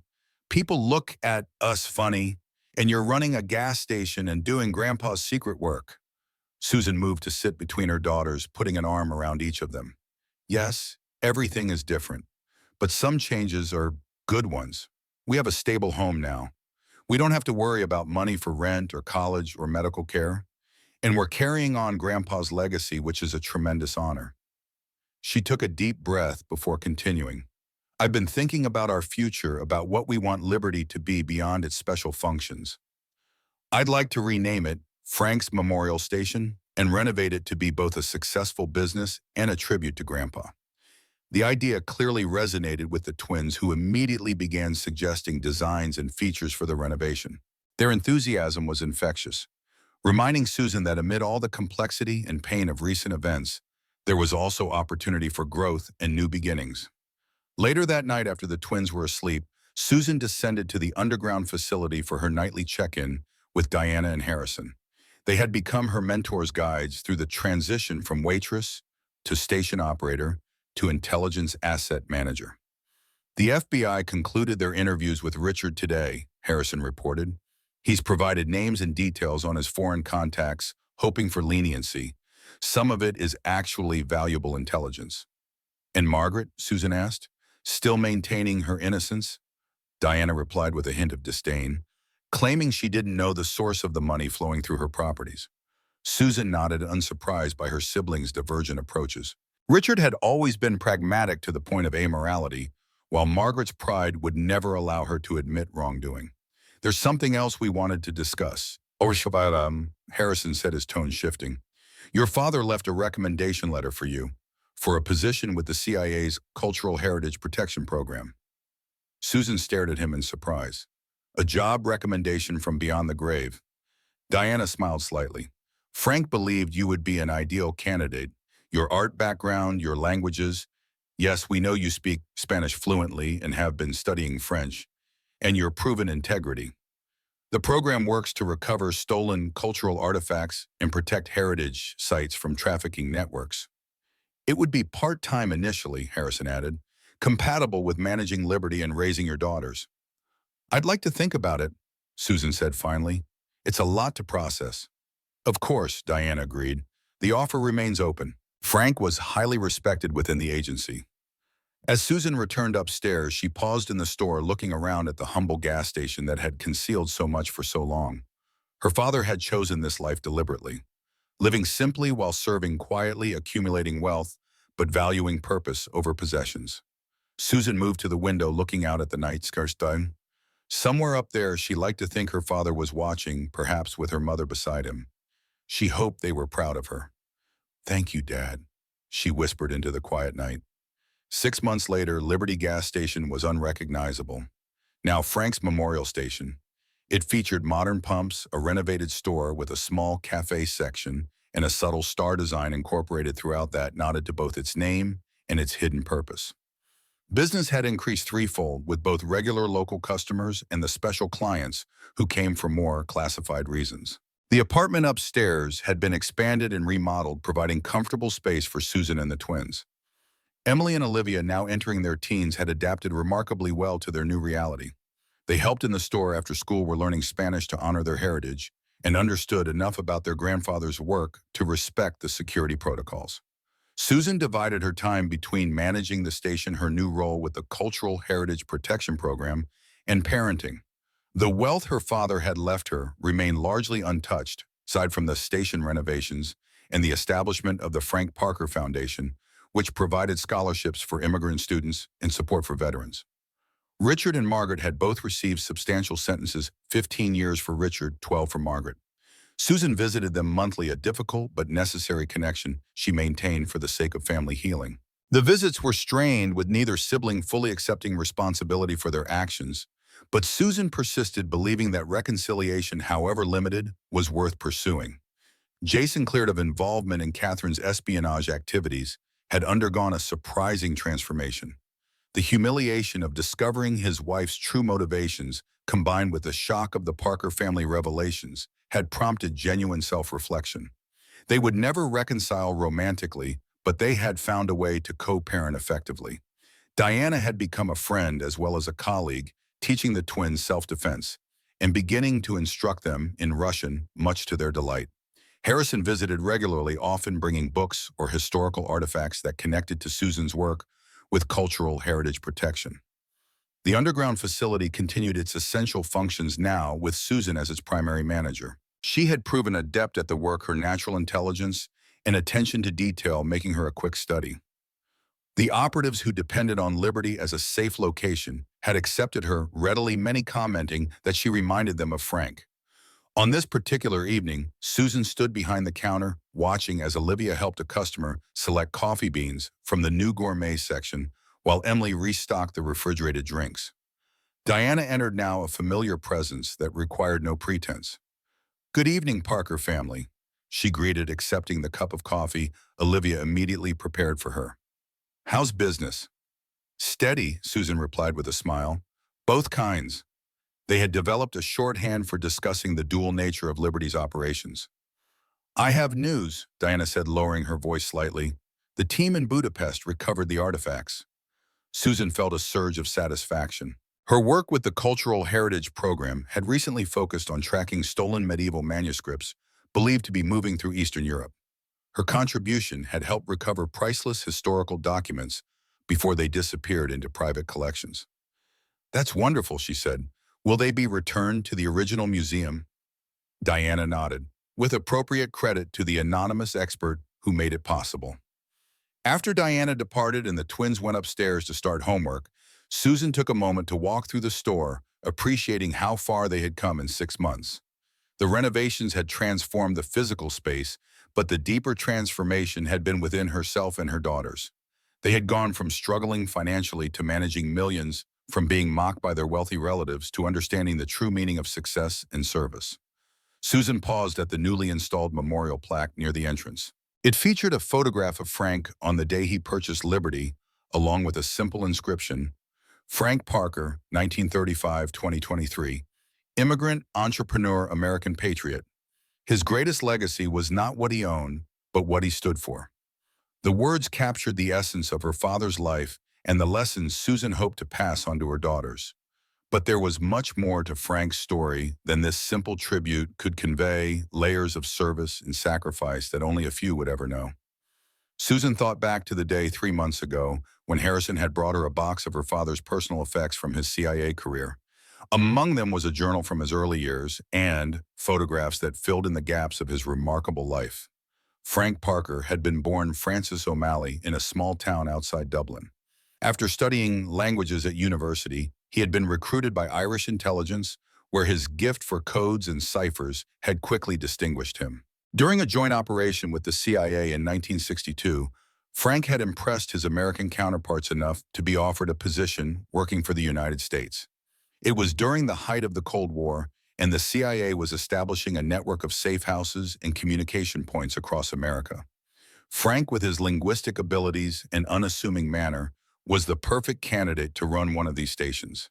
He had chosen the name Parker himself, simple, forgettable American, and created a new identity as an Irish immigrant seeking the American dream. The photographs showed a younger Frank in various global hotspots, Berlin, during the Cold War, Southeast Asia MO in the late 1960s, Central America in the 1980s. In each location, he appeared unremarkable, just another businessman or tourist, his true purpose, invisible to all but a select few. Mom, Emily's voice pulled Susan from her reverie. There's someone here to see you. Susan looked up to find Colonel James Winters standing in the doorway. The retired Air Force officer had been one of her father's most trusted contacts, and he had taken a special interest in helping Susan understand the historical context of Frank's work. Colonel Winters, what a pleasant surprise, Susan greeted him coming around the counter. Ms. Parker, he replied with a nod, his bearing still military straight despite being in his 70s. I was in the neighborhood and thought I'd drop by. This was their code.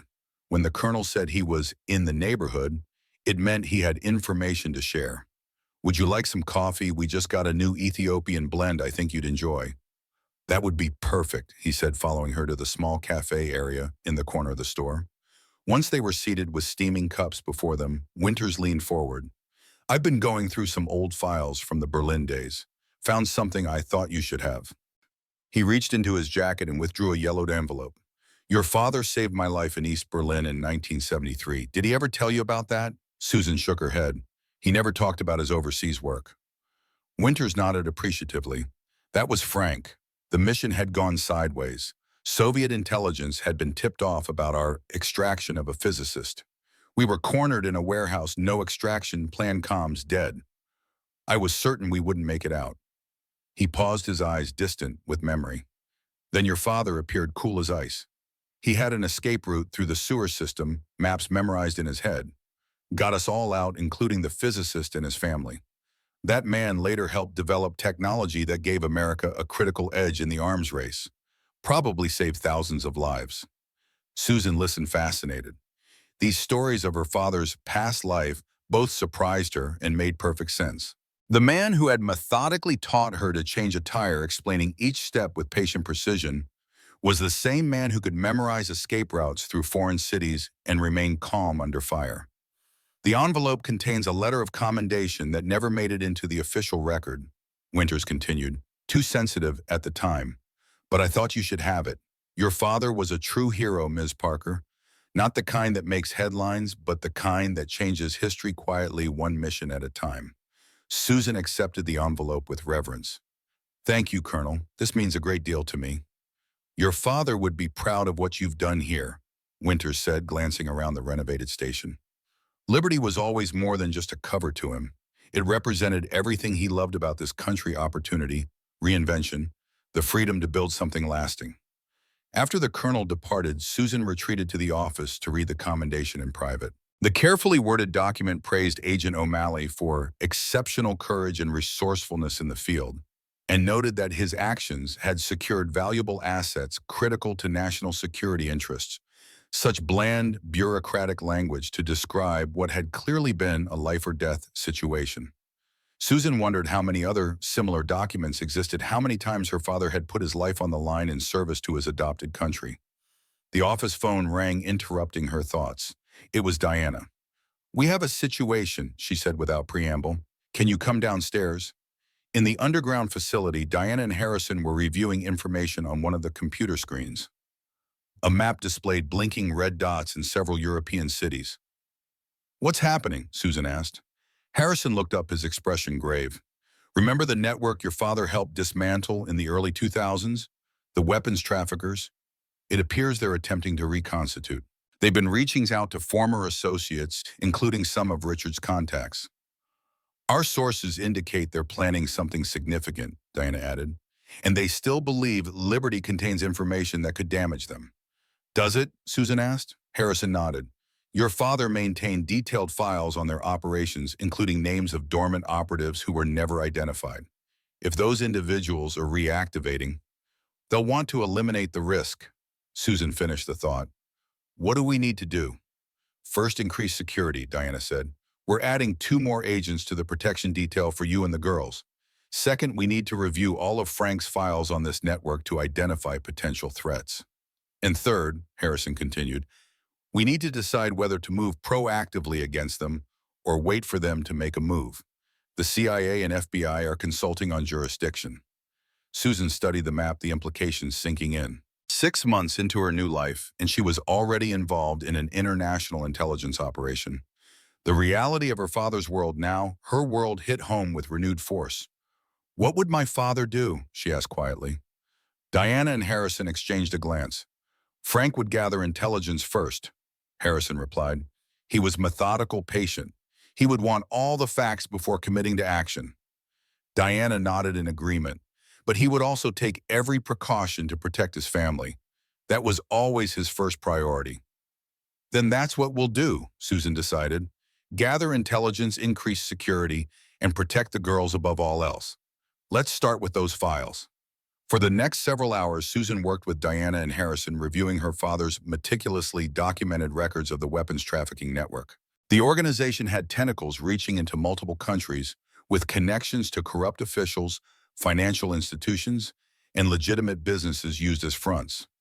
Susan's attention was drawn to a name that appeared repeatedly in connection with high-value transactions, Howard Thompson. Wait, she said, pointing to the screen. Howard Thompson, that's the developer Richard Broad here, the one who offered to buy the station for $200,000. Harrison leaned closer. Are you sure it's the same person? Positive, I remember his face clearly. Diana was already typing commands into another computer, running facial recognition now. Moments later, a personnel file appeared on the screen showing Howard Thompson alongside another name, Heinrich Taubman, a German national with ties to various criminal enterprises. It appears Mr. Thompson has been using multiple identities, Harrison observed, and he has a particular interest in your gas station that goes beyond real estate development. He was working with Richard. Susan said the pieces falling into place. That's why Richard was so insistent I sell to him specifically. Richard may not have known Thompson's true identity, Diana suggested. He might have simply been following instructions from his contacts. Or he knew exactly who Thompson was and what he wanted, Susan countered. Either way, this connection is significant. Harrison nodded. It confirms our suspicion that the network is actively trying to recover information from Liberty. We need to accelerate our timeline. The implications were unsettling. Howard Thompson, or Heinrich Taubman, was still at large, potentially planning another attempt to access Liberty's secrets. And he had connections to Susan's brother, which raised questions about what else Richard might have revealed about the gas station and the Parker family. I want to talk to Richard, Susan said decisively. Diana looked surprised. Are you sure that's wise? No, Susan admitted, but he might know things about Thompson that aren't in these files. And if there's any chance he'll cooperate to protect his family, I need to try. Harrison considered this. We could arrange a secure meeting at the federal facility. But Susan, you should be prepared. Richard may not be willing to help, especially if he believes cooperating would extend his sentence. I have to try, Susan insisted. He's still my brother. 2 days later, Susan sat in a stark visitation room at the Federal Detention Center where Richard was being held pending transfer to a long-term facility. When he was brought in, she was shocked by his appearance. Always meticulously groomed, Richard now looked haggard. His designer clothes replaced by a prison jumpsuit, his confident bearing diminished. Susan, he said, genuine surprise in his voice as he took the seat across from her. I didn't expect to see you here. Hello, Richard, she replied, keeping her voice neutral. How are you holding up? He gave a bitter laugh. How do you think I'm facing 15 years in federal prison? My reputation is destroyed and my wife has filed for divorce. I'm just peachy. Susan nodded, understanding his anger. I'm sorry it came to this. Are you? He challenged. You could have warned me, Susan. You could have told me what Dad was doing, given me a chance to get out before the FBI closed in. I didn't know until it was too late, Susan said truthfully. And even if I had known earlier, would you have listened? Would you have believed me? Richard's silence was answer enough. I need to ask you about Howard Thompson. Susan continued, getting to the point of her visit. Richard's expression changed subtly, a tightening around the eyes, a tensing of his jaw. What about him? How well do you know him? He's a developer. We've done business together. What does it matter now? Susan leaned forward. It matters because his real name is Heinrich Taubman, and he's connected to the same weapons trafficking network you were helping, the network Dad was investigating. Richard's surprise seemed genuine. What? No, that's not possible. Howard is American. He's been in real estate for decades. His identity is false, Susan pressed, and I think you know more about him than you're admitting. He was very interested in Liberty. Richard. Why? Richard looked away, conflict evident on his face. After a long moment, he sighed. I honestly didn't know who he really was. He approached me about a year ago, said he had heard Dad was considering selling the gas station. Offered a generous finder's fee if I could facilitate the sale. And you didn't find that suspicious? Property in that area has been hot, Richard defended. And commercial real estate with highway frontage is always valuable. I didn't question it. What else did he want to know about Liberty, about Dad? Richard hesitated. He asked a lot of questions about the property's history, about Dad's habits, who had access to the station. I thought he was just doing due diligence. Susan studied her brother, trying to determine if he was telling the truth. Did he ask about a basement, about anything unusual at the station? No, Richard said, then corrected himself. Wait, yes, he did ask if Dad kept important papers there, if he had a safe or storage area. I told him Dad was old-fashioned, probably kept everything in a safe deposit box at the bank. Susan nodded. This aligned with what they knew. Thompson Taubman was fishing for information about the facility beneath Liberty, but Richard hadn't known about it. Richard, I need you to think carefully. Did Thompson mention any plans involving Liberty? Any timeline or specific interest? He was very eager to close the deal quickly, Richard recalled, especially after Dad died. He said the property would be worth less if it sat empty too long or if you tried to run it and failed.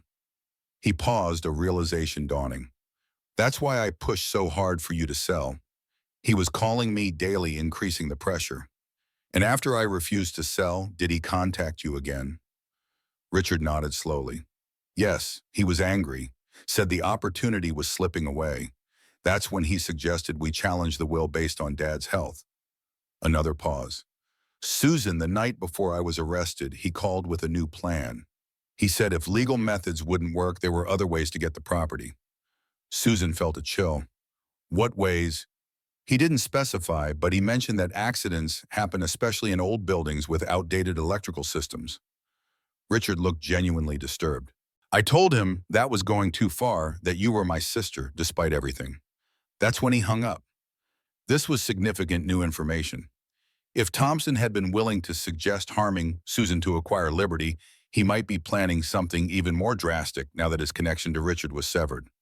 Thank you for telling me this, Susan said. It could be important. Richard's expression softened slightly. The girls, are they okay with everything that's happened? They're managing, Susan replied. They're resilient. Like their mother, Richard acknowledged, surprising Susan with the compliment.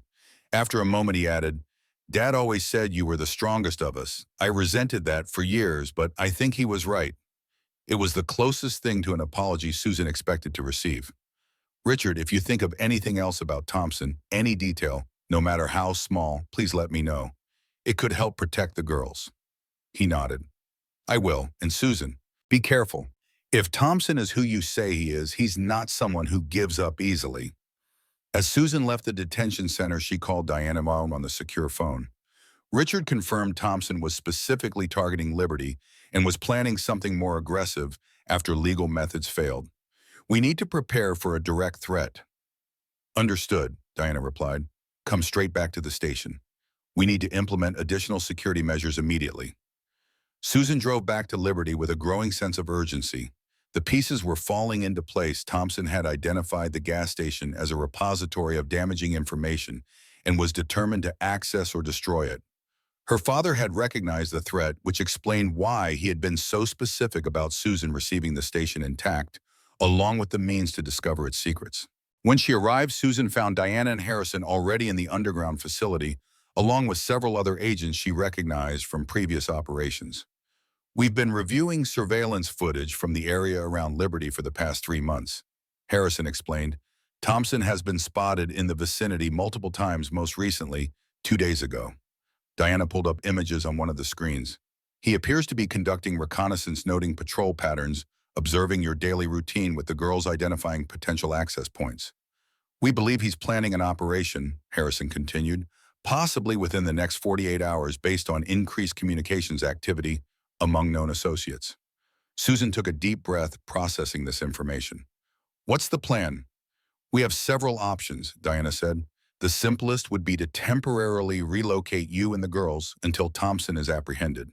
The FBI has enough evidence to arrest him now based on his known aliases and connections. But if we move against him directly, we lose the opportunity to identify his current network, Harrison pointed out. Frank's files contain valuable intelligence, but much of it is outdated. Thompson's new operation could involve players we haven't identified yet. Susan considered the alternatives. What if we let him make his move, but under controlled conditions, set a trap? Harrison nodded approvingly. That was our assessment as well. It's higher risk, but potentially higher reward in terms of intelligence gathering. The girls would need to be moved to a secure location, Diana emphasized, and we would need to create the appearance that you're following your normal routine while actually operating from a secure position. I won't leave Liberty vulnerable, Susan insisted. This place was my father's life's work. I won't abandon it. We're not suggesting that, Harrison assured her, and we're proposing a controlled operation with you as an active participant, but with extensive backup and security measures in place. They spent the next several hours outlining the plan. The twins would be sent to stay with Patricia, Jason's mother, with a security detail disguised as family friends. Susan would appear to maintain her normal schedule at Liberty, but key security enhancements would be implemented throughout the property.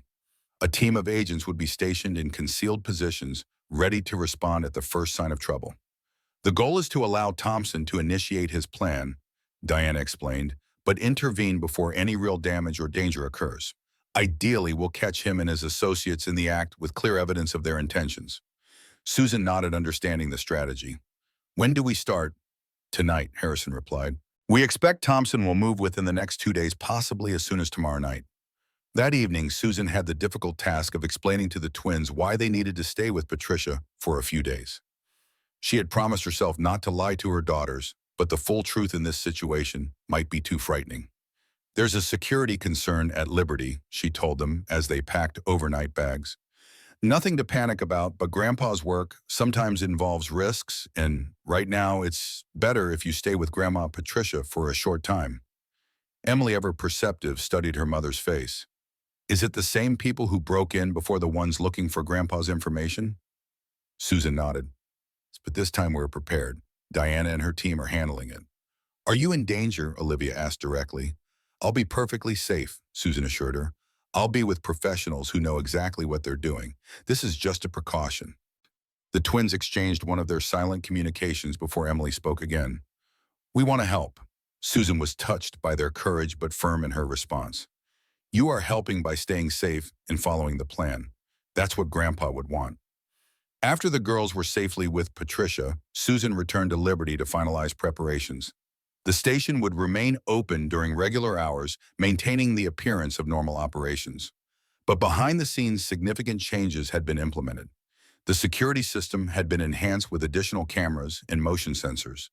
The entrance to the hidden passage in the office had been reinforced while remaining concealed. Communications equipment had been upgraded to ensure constant contact between Susan and the security team. Remember, your role is to maintain the appearance of normal business, Diana instructed, as they conducted a final review. If Thompson or his associates appear during operating hours, treat them like any other customer. Our people will be watching. And if they make their move after hours, Susan asked, the system will alert us immediately, Harrison assured her on. The response team can be here within 2 minutes. Your job in that scenario is to reach the safe room we've established in the basement facility. Nothing heroic. Susan nodded, understanding her role in the operation. As a mother, her first instinct was to avoid risk entirely. But as Frank Parker's daughter and the inheritor of his legacy, she recognized the importance of standing firm against those who had threatened her family and her father's work. The first day of the operation passed uneventfully. Susan went through her normal routine, opening the station, serving customers, managing inventory. The regular customers, those connected to the intelligence community, had been briefed on the situation and maintained their usual patterns while remaining alert for anything unusual. By closing time, Susan was beginning to wonder if their intelligence had been wrong. Perhaps Thompson had sensed the increased security and delayed his plans. She secured the station as usual and retreated to the apartment upstairs, maintaining the appearance that she was settling in for the night. In reality, once the lights were out, Susan descended to the basement facility where Diana and two other agents were monitoring the security feeds. "Anything?" she asked. Diana shook her head. "No unusual activity, but our intelligence suggests the operation is still moving forward. They may be waiting for what they perceive as the optimal time." Around midnight, the first alert came through. A vehicle had parked on the service road behind the station, its lights extinguished. The thermal imaging cameras showed three individuals approaching the property on foot. "They're moving in from the rear," Diana reported calmly, "just as we anticipated." Susan watched the monitors as the figures reached the back door of the station. They worked quickly, disabling what they believed was the alarm system and picking the lock with professional efficiency. "They're in," Harrison's voice came through the communication system. "All teams stand by. Let them proceed to the target area before moving in."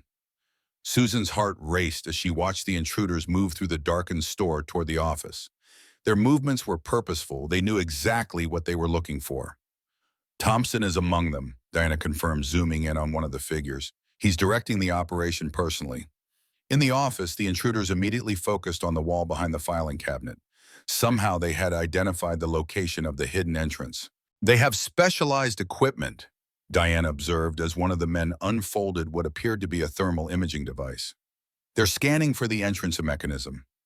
Susan watched in amazement as the device revealed the outline of the hidden door despite the careful concealment. Technology had advanced since her father first established the facility. "They're going to breach the entrance," Harrison warned. "Stand by for intervention." But before the security team could move and something unexpected happened. Thompson held up his hand, stopping his associates.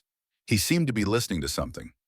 After a moment, he gestured sharply, and the three men began a hasty retreat. "They're pulling out," Diana said, surprise evident in her voice. "Something spooked them." "All teams maintain positions," Harrison ordered. "This could be a feint." The intruders moved quickly back through the store and out the rear door. Within moments, their vehicle was pulling away, lights still off. "What happened?" Susan asked, bewildered by the sudden retreat. Diana was reviewing the audio feeds. "There was a police car passing on the main road. Routine patrol, not part of our operation.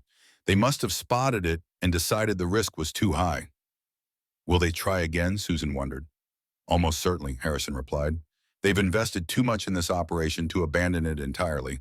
But they'll be more cautious now, possibly change their approach." The next night followed a similar pattern. Susan maintained her normal routine, closing the station and appearing to retire to the apartment. But this time no alerts came through. The security perimeter remained unbreached. "They're reassessing," Diana explained, "likely developing a new strategy." On the third night, the approach changed dramatically.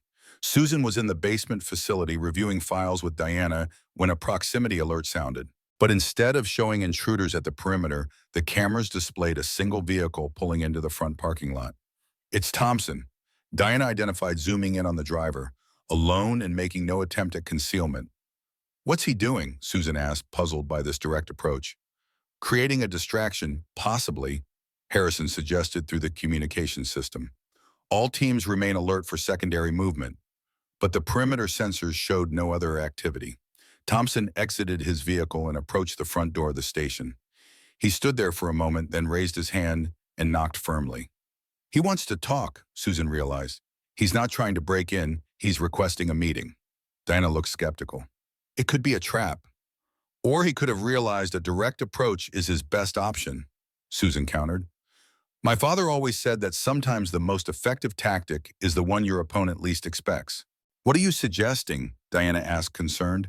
"I want to hear what he has to say," Susan decided. "With you listening in, of course, and security in place." After a brief discussion with Harrison, a controlled meeting was arranged. Susan would speak with Thompson in the store area with Diana and two agents concealed in strategic positions, ready to intervene if necessary. Susan took a deep breath before ascending to the main level. This would be her first direct confrontation with one of her father's adversaries, a man who had threatened her family and legacy. She felt a curious blend of fear and determination as she approached the front door. Thompson stood patiently outside, his expression unreadable as she unlocked the door. Mr. Thompson, Susan greeted him coolly, or should I call you Herr Taubman? If he was surprised by her knowledge of his true identity, he didn't show it. Ms. Parker, he replied with a slight nod. Thank you for seeing me at this unusual hour. I assume you have a compelling reason for your visit. Susan kept her voice steady, aware of Diana and the agent's position nearby. Indeed. Thompson or Taubman glanced around the store. Perhaps we could speak privately. I think we're fine right here, Susan replied firmly. What do you want? He studied her for a moment as if reassessing his approach. You are very much like your father, Ms. Parker. Direct, uncompromising. You didn't know my father, Susan challenged. On the contrary, he responded. Frank and I had a lengthy acquaintance spanning several decades and continents. We were on opposite sides of certain professional matters, but I always respected his capabilities. Susan maintained her composure despite her surprise at this revelation. That doesn't explain why you're here now. I'm here to make a proposition, Thompson said, one that could benefit us both. I'm listening. Your father possessed information files records, evidence regarding certain operations conducted in Eastern Europe and the Middle East during the 1990s and early 2000s. Those files implicate individuals who would prefer their past activities remain hidden. And you want these files, Susan stated. Thompson nodded. I represent parties willing to pay substantially for their return or destruction. $5 million to be precise. Susan almost laughed at the figure. You're offering me $5 million for files worth far more in a building worth far more than that to the right people. $10 million then, Thompson countered smoothly. Cash untraceable, no questions asked. Susan studied the man before her. He was intelligent, calculating, and dangerous, yet here he was attempting to negotiate rather than force the issue. Why the change in tactics? She asked directly. You were planning to break in, possibly harm me in the process. Now you're offering money. What changed? A flicker of something respect perhaps crossed Thompson's features. Circumstances changed. Your security measures proved more sophisticated than anticipated, and my clients prefer resolution without unnecessary complications. Complications like federal charges for attempted breaking and entering conspiracy and possibly attempted murder, Susan suggested. Thompson's expression remained impassive. As I said, unnecessary complications. Susan considered her options. The conversation was being recorded, providing valuable intelligence about Thompson's network and intentions, but she needed more. These parties you represent, she pressed. Who are they? I'm not at liberty to disclose that information. Then we have nothing to discuss, Susan said firmly. I don't make deals with anonymous threats. Thompson sighed. Ms. Parker, you're in a situation not of your making. Your father's choices have placed you and your daughters in a precarious position. I'm offering a clean resolution, substantial compensation, and the guarantee of your family's safety. The mention of her daughter sent a chill through Susan. Are you threatening my children, Mr. Thompson? Not at all, he responded smoothly. I'm merely acknowledging the reality that your continued possession of sensitive information creates risks that would be eliminated by accepting my offer. Susan stepped closer, her voice low and intense. Let me be very clear. The files and information my father collected are secure. Copies exist in multiple locations. If anything happens to me or my daughters, that information will be released to authorities worldwide. Your client's identities, operations, financial networks, all of it made public. It was a bluff, but a calculated one. Susan maintained eye contact, projecting a confidence she hoped masked her racing heart. Thompson studied her for a long moment. You are indeed your father's daughter, he said finally. He made a similar threat in 2004 when our paths crossed in Vienna. It was effective then as well. This new piece of information about her father's history was unexpected. Susan filed it away for later consideration. My offer remains open, Thompson continued. Think about it, Ms. Parker. $10 million could provide a very different life for you and your daughters. A life without looking over your shoulder, without the weight of your father's secrets. I'll give it the consideration it deserves, Susan replied noncommittally. Thompson nodded, understanding the implicit rejection. One final point then. Your brother Richard, his cooperation has been noted by my associates.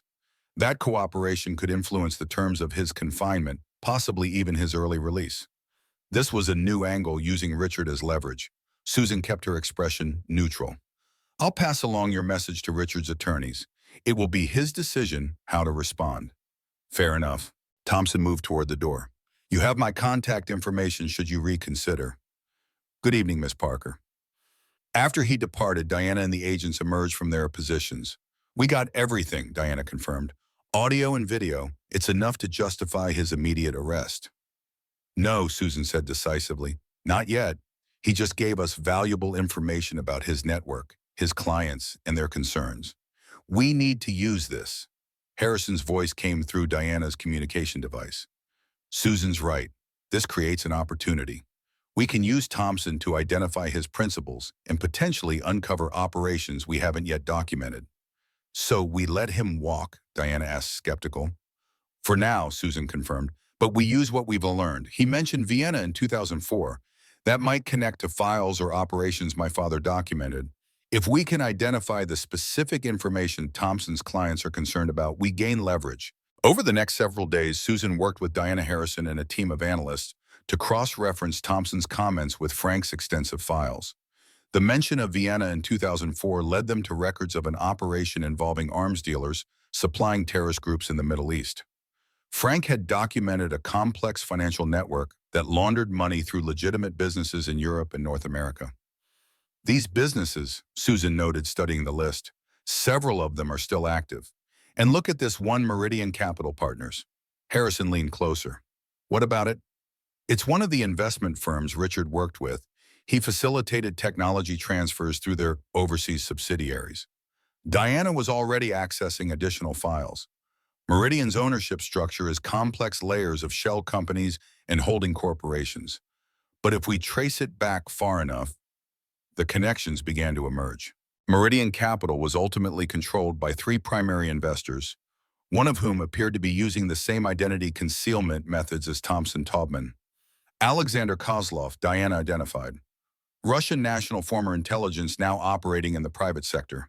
He was implicated in the arms dealing network your father helped dismantle, but escaped prosecution due to lack of evidence. And he's one of Thompson's clients, Susan concluded, possibly the main one. Harrison nodded. This gives us a significant advantage. We now know what specific information they are concerned about and who they're protecting. The intelligence they had gathered allowed for a more sophisticated approach. Rather than arresting Thompson immediately, they would use him to reach the higher-level targets like Kozlov. A carefully managed operation was developed with Susan playing a central role. She contacted Thompson using the secure number he had provided, indicating a willingness to discuss his offer further. A meeting was arranged at a neutral location, an upscale hotel in the city. We'll have the entire area under surveillance, Harrison assured her as they reviewed the plan. Audio, video, and a team ready to intervene if necessary. Your job is simply to express interest and get him talking about his clients and their specific concerns. What if he wants to see the files as proof I have them? Susan asked. We've prepared selected documents that reveal enough to be convincing without compromising our intelligence advantage, Diana explained. You'll have them on a secure tablet. The meeting with Thompson went exactly as planned. Susan projected the image of a practical single mother weighing a significant financial offer against principle.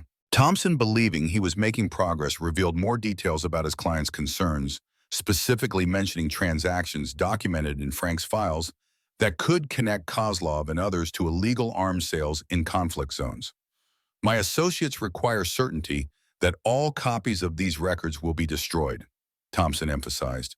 The payment would be contingent on verification. And how would that verification work? Susan asked, drawing him out. Thompson outlined a process involving file transfers and digital confirmation, unwittingly providing valuable information about his technical capabilities and methods. By the time the meeting concluded, the intelligence team had gathered enough information to move forward with a more ambitious operation targeting not just Thompson, but his entire network.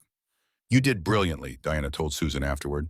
We now have a clear picture of their organization concerns and methods. And the plan that emerged was elegant in its simplicity. Rather than a direct confrontation, they would use Thompson's own tactics against him. Susan would appear to accept his offer, but insist on meeting the principals directly for the exchange. This would force Kozlov and possibly others to emerge from hiding, creating an opportunity for a coordinated international operation. Over the next 2 weeks, Susan continued negotiations with Thompson, gradually establishing conditions that would necessitate a face-to-face meeting with his clients. The operation expanded to include intelligence agencies from 3 countries where Kozlov's network was active. Throughout this intense period, Susan maintained her cover as the simple gas station owner, running Liberty's day-to-day operations while orchestrating an international intelligence operation from the facility below. The twins had returned home protected by enhanced but discreet security measures, and life had resumed its new normal. On a crisp autumn morning, exactly 7 months after Susan had first inserted her father's brass key into the hidden lock, the operation reached its culmination. Alexander Kozlov arrived in the country for what he believed was a secure meeting to resolve the threat posed by Frank Parker's files. Instead, he found himself at the center of a carefully coordinated arrest operation involving multiple agencies. Susan watched the operation unfold from the secure facility beneath Liberty, monitoring live feeds, as Thompson, Kozlov, and 12 associates were taken into custody simultaneously in 3 countries. The network her father had fought against for decades was finally dismantled completely. "It's over," Harrison confirmed as the last arrest was reported. "Kozlov's operation is finished. The evidence seized today, combined with your father's files, ensures they won't evade prosecution this time." Diana squeezed Susan's shoulder. "Frank would be incredibly proud. You completed what he started." Later that evening, after the twins had gone to bed, Susan sat alone in the office where her journey had begun. She held her father's brass key, turning it over in her fingers, marveling at how such a small object had unlocked not just hidden doors, but an entirely new life. The bell over the store's front door jingled softly. Susan looked up to see Colonel Winters entering, his expression solemn. "I heard about today's operation," he said without preamble. "Remarkable work." "Thank you," Susan replied, "but the credit belongs to my father. His preparation, his documentation, he made it all possible." Winters nodded, taking a seat across from her. "Frank always played the long game. He understood that some missions outlive the operative." "Is that why he left everything to me?" Susan asked. "Because he knew I would follow through." "Partly," Winters acknowledged, "but mostly because he saw in you the same qualities that made him exceptional: patience, integrity, and the ability to see beyond the obvious." He reached into his jacket and removed an envelope. "This came through channels today. Official recognition of your contribution to the operation. It's classified, of course, but I thought you should have it." Susan accepted the envelope, touched by the gesture. "I never imagined my life taking this direction. 7 months ago, I was a waitress struggling to make rent. And now," she smiled, "now I'm a gas station owner with a very unusual side job." Winters laughed, a warm, genuine sound. "That's one way to put it. Your father used to say the same thing: I'm just a simple businessman." It was his favorite cover story because it contained an element of truth. He did build a successful business here. "And now it's mine to continue," Susan said, looking around at the office at Liberty, at the legacy her father had entrusted to her. Both businesses. As Colonel Winters departed, Susan walked through the quiet store, turning off lights and checking locks, the routine, ordinary tasks of closing a small business for the night. Above her, her daughters slept peacefully in their newly decorated rooms. Below, the secure facility continued its quiet, vital work. Susan paused at the memorial plaque near the entrance, reading once again the simple tribute to her father. Frank Parker, 1935-2023, immigrant entrepreneur, American patriot. His greatest legacy was not what he owned, but what he stood for. She touched the plaque gently, adding a silent postscript and who he raised. Outside, the neon star of Liberty gas station glowed steadily in the darkness, a beacon for travelers seeking fuel, for operatives seeking safety, and for a family that had found its true inheritance, not in millions of dollars, but in purpose, service, and the quiet courage to stand firm when it mattered most.